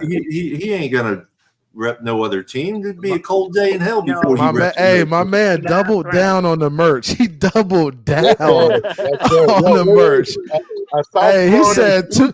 he said Tua's out for the season. I'm going to get some merch right I now. hope you got a discount, man. Locked I hope you in. got a discount. Locked in. Yeah, half That is price. doubling down for sure. That's No, but doubling Doubling down. down. You're Hey, definitely the top 1% of I fans. bought. We both bought one of those new saber tooth hats. Okay, Yes. nice. Yeah. Saber When tooth. I found out it was an exclusive from Lids only down there, I had to have one. I had to. Damn, you Oh, got to Yeah. send me the link for Such well, that. a The- we fashion. can look at the bright I side. We're will. not on the bottom yet. no, but Saul, here's the thing, I though. want the Here's the Saul, thing. go ahead and cash one show When them though. we yours. Mine's The still out in the one truck. for cancer. We're That's still the one I want. 500. Mm. no, but John, I'm gonna say this. When we had that losing season and we won that one game, Mm. Red I'm not gonna Camarillo. lie. I celebrated that game like it was a Super Bowl. That's how Right. Me diehard of too. a Dolphin I am. Heck I yeah. You celebrated mean that 1 and game like it 15? was a Super Bowl. Yep. Yep. Right. Are you Yep. talking about Exactly, Miss 1 and Family. 15, my brother? Right. Who was that Right. I was against? at Who was that that game. The against? Ravens. The Baltimore. Ravens. Yep. And Yeah. I was we at that won that game. game. I celebrated like this it was a Super Bowl. I was Yeah. so You know happy. I did. Right I there with mean, you. Hey man, I Papa was Paul, I wearing an appreciate you awful having me wig. I on, was man. Dolphin With it all winners, up in anytime, it. CB, Pamela, CB. appreciate Mr. you, brother. Paul, Peace, love, hands up, John, family. Dr. Yeah. Draft. Yeah. Appreciate you guys, man. Hey, good Yeah. chatting, man. Appreciate you, Thank brother. you All for right, You have a coming up, bro. good night. 83. Later. You take CB83, care. so good to Later. see Peace, you as love, fins always. up. God bless you, brother. Fins up. All right. Hands Thumbs up. up. I wanna say this real quick. I really want to thank everybody that's been on the comments, people that have tuned on all different apps, to all the people that's come up on this panel, especially Miss Pam, especially John, especially Lewis, especially my brother, Dr. Draft. We've had some new people come up here, some older people, the CB83. CB83. Mm. I mean, I want to shout Eric, everybody up, and I'm happy that we got the different perspectives because this was the show that I kind of wanted to have because we knew how emotional this show was going to be tonight. It's an Yeah. extremely emotional. We're in a very emotional point of our season, and this is a we are. very emotional point for our franchise. So it's Hmm. bigger than just the season. We don't know what the future holds from this point on, and So I true. hope I hope I am wrong. I am hoping I am wrong that I uttered the words career over and season over. I want to be wrong for that, ladies and gentlemen. I don't want it to be, but let's be honest with each other and be honest with ourselves. These games still got to be played. We had an outlook and a map in our head of what this team was going to look like, and they Hmm. don't look like that. And now we really don't know what we have with Scholar. We just don't. We just don't know. And Well you know, said, The man. only thing the only thing you know that he played in the playoffs. You know, one Right. year. Well, we just Well, like And, John O'Hanlon said, we just gotta wait and see. That's all we yeah. can do. Just wait and see. Well, and that's the thing. This is one of the most unprecedented situations probably any fan base has ever been in. I mean, we went from feeling like in the beginning of a Super Bowl type run window, this McDaniel era, all this excitement, and we're 2 weeks in now, and we're wondering if this is the end of the era starting, and if our franchise quarterback is ever going to play again, and that's why I'm excited to see you, because McDaniel's has had a phrase since he's been here: adversity is an opportunity. Well, I've never seen more adversity ever in my life. So this guy's going to have 10 days between games, and he's going to bring out Skylar Thompson, who most people don't have a lot of excitement over. And I am excited to see what McDaniel can do, because he's not going to be able to run the same offense. I don't care what they say. Not It's at going to be all. exciting. Not at It's all. going to You're be right. exciting to see He's what gonna type of have to coach is he? adapt. Yeah. What type of coach is he? What type of team is this? Is this team going to rally around each other, or are they going to fold? And if they're going to fold, then guess what? I guess it's a good thing that we found out to a degree now. But Guys, I'm gonna go for the night. Go ahead, brother. I'm gonna sign off for the night. I want to thank everybody for coming up. I hope everybody can come up tomorrow morning at 9 a.m. for our 9 a.m. show. Paul, I will hit you up later. If not, I'll talk to you in the morning before we go on. I appreciate and love every single one of y'all. Peace, love, fins up. Okay. Peace, Peace, love, and love, fins and up, fins brother. up. So glad you made it All home right. safe, my friend. Good night. I'll see Yeah, you at guys, the I'm end of the I'm gonna month, probably Oh do right? the shit, shit. same, because I gotta make sure I still have a girlfriend after this. So I'm gonna have to get off here after 2 hours with you guys. But I appreciate the opportunity to get up here, guys. Nope, It's an awesome anytime, panel. anytime. Yeah, It was I met nice you, to meet you, Paul. Dr. Draft. Yeah, Paul and me live pretty close to each other. I met him last year at the local. What was it, Paul? I forget where we were at. I don't know if you Glory remember. days. Yeah, Glory Days. That's where it was. Yep. So, still got my sticker here on my mirror. The fan club, man, and I watch a lot and stuff, but I don't jump on too often. But I appreciate the opportunity We're tonight, man. FYI, our watch parties are going to be at Opinions Sports Bar and Grill in Brooksville now. Okay. Are you guys gonna be doing it coming up here this next week? Yes, we are. All right, I'll see you there for sure then, man. I know where Opinions Okay. is at. Yep, I'll be there, man. Well, I Okay. appreciate you guys. Like you said, peace, love, fins up, man. Let's hope for the Peace, love, best. fins up, All everybody. right, peace, Peace, love, love, fins up. fins up. Miss Nice talking to Pam, you. Yes. Miss Pam, Saul will be down for fan club weekend. Good, good, good. I was hoping that's what I was hoping. That's what he was saying. I was Yeah. hoping so. I'll be Yeah, there. I'll be back down, of course, for Monday Night Football. Good. And I'm supposed to pick up my truck that weekend. It'll be all fully wrapped by then. Oh, nice. Oh, it's gonna look Oh, so you good. got I'm you guys excited for got to you. send some pictures out. Got to When put out. I will when I get it. I'm not doing it beforehand. Oh no, I know. I'm just saying when you get it, yeah, please put out the pictures. Oh, I will. I will. It's going to be something different. It's not even anything like I described earlier. Mm-hmm. Right. So. Well, I'm glad you made it home safe too, my friend. And I'll see you at the end of the month, if not before. And thanks as always for having me on. I had, like everybody, a lot to say, a lot of thoughts, a lot of Yeah. I think we all have. I think we all have a lot of mixed emotions still of what's happening, what's going on, what's gonna happen. And the biggest thing is a big old question mark. We don't know. I'm with Dr. Draft. I'm excited to see if our coach can pull it out. I'm excited to see if our players will support the young quarterback. I want. They have to. If they don't support them, then the season's over with. Yeah. Yeah. Yeah. Yeah. Yeah. They need to You pull it know, out and they should support. rally around him. They should support no matter who the quarterback is. Yep. Even if we they go put out you and in, get, Papa Paul, they better support you. they don't want me in as a quarterback, not as a quarterback. But hey, you got the hype, Papa Paul. That's right. That matter of fact, I've had a couple people tell me that today. You can see over the line. There you go. I'm the same height as Tua, so I might have a little difficulty seeing over the line. I'm almost as tall as Tua. But not quite. We're on tomorrow morning at 9 a.m., 9 to 10, and then Monday afternoon from 5 to 6. Thank you so much, Papa Paul, for the opportunity, my brother. Love seeing you, always talking to you. And Dr. Draft, it was great to talk to you and hear your takes. I enjoyed it very much. All right. Tell your helpers I said hello. I will do it. Thanks, guys. Okay. Peace, love, and Yep. fins up. Peace, love, and fins up, Miss Pam. Mr. Polk. Yes, sir. I guess it's good night. Sound I hear you on that. So I try to catch y'all tomorrow or Monday. Sounds good, brother. Everybody out there, thank you. Facebook, YouTube, Twitter, Instagram, Huddle Sports Network. And if y'all haven't, go stop on YouTube, hit the like button. You know, there was 20 plus of y'all watching on YouTube. Please hit the like button. We only had 11 likes on it. I know you took care of that, Mr. Polk. You always do. Yeah. Other than that, we'll see y'all tomorrow morning, 9 a.m., and we'll discuss more of where we go from here. Y'all have a good night. Peace, love, and fins up, everybody.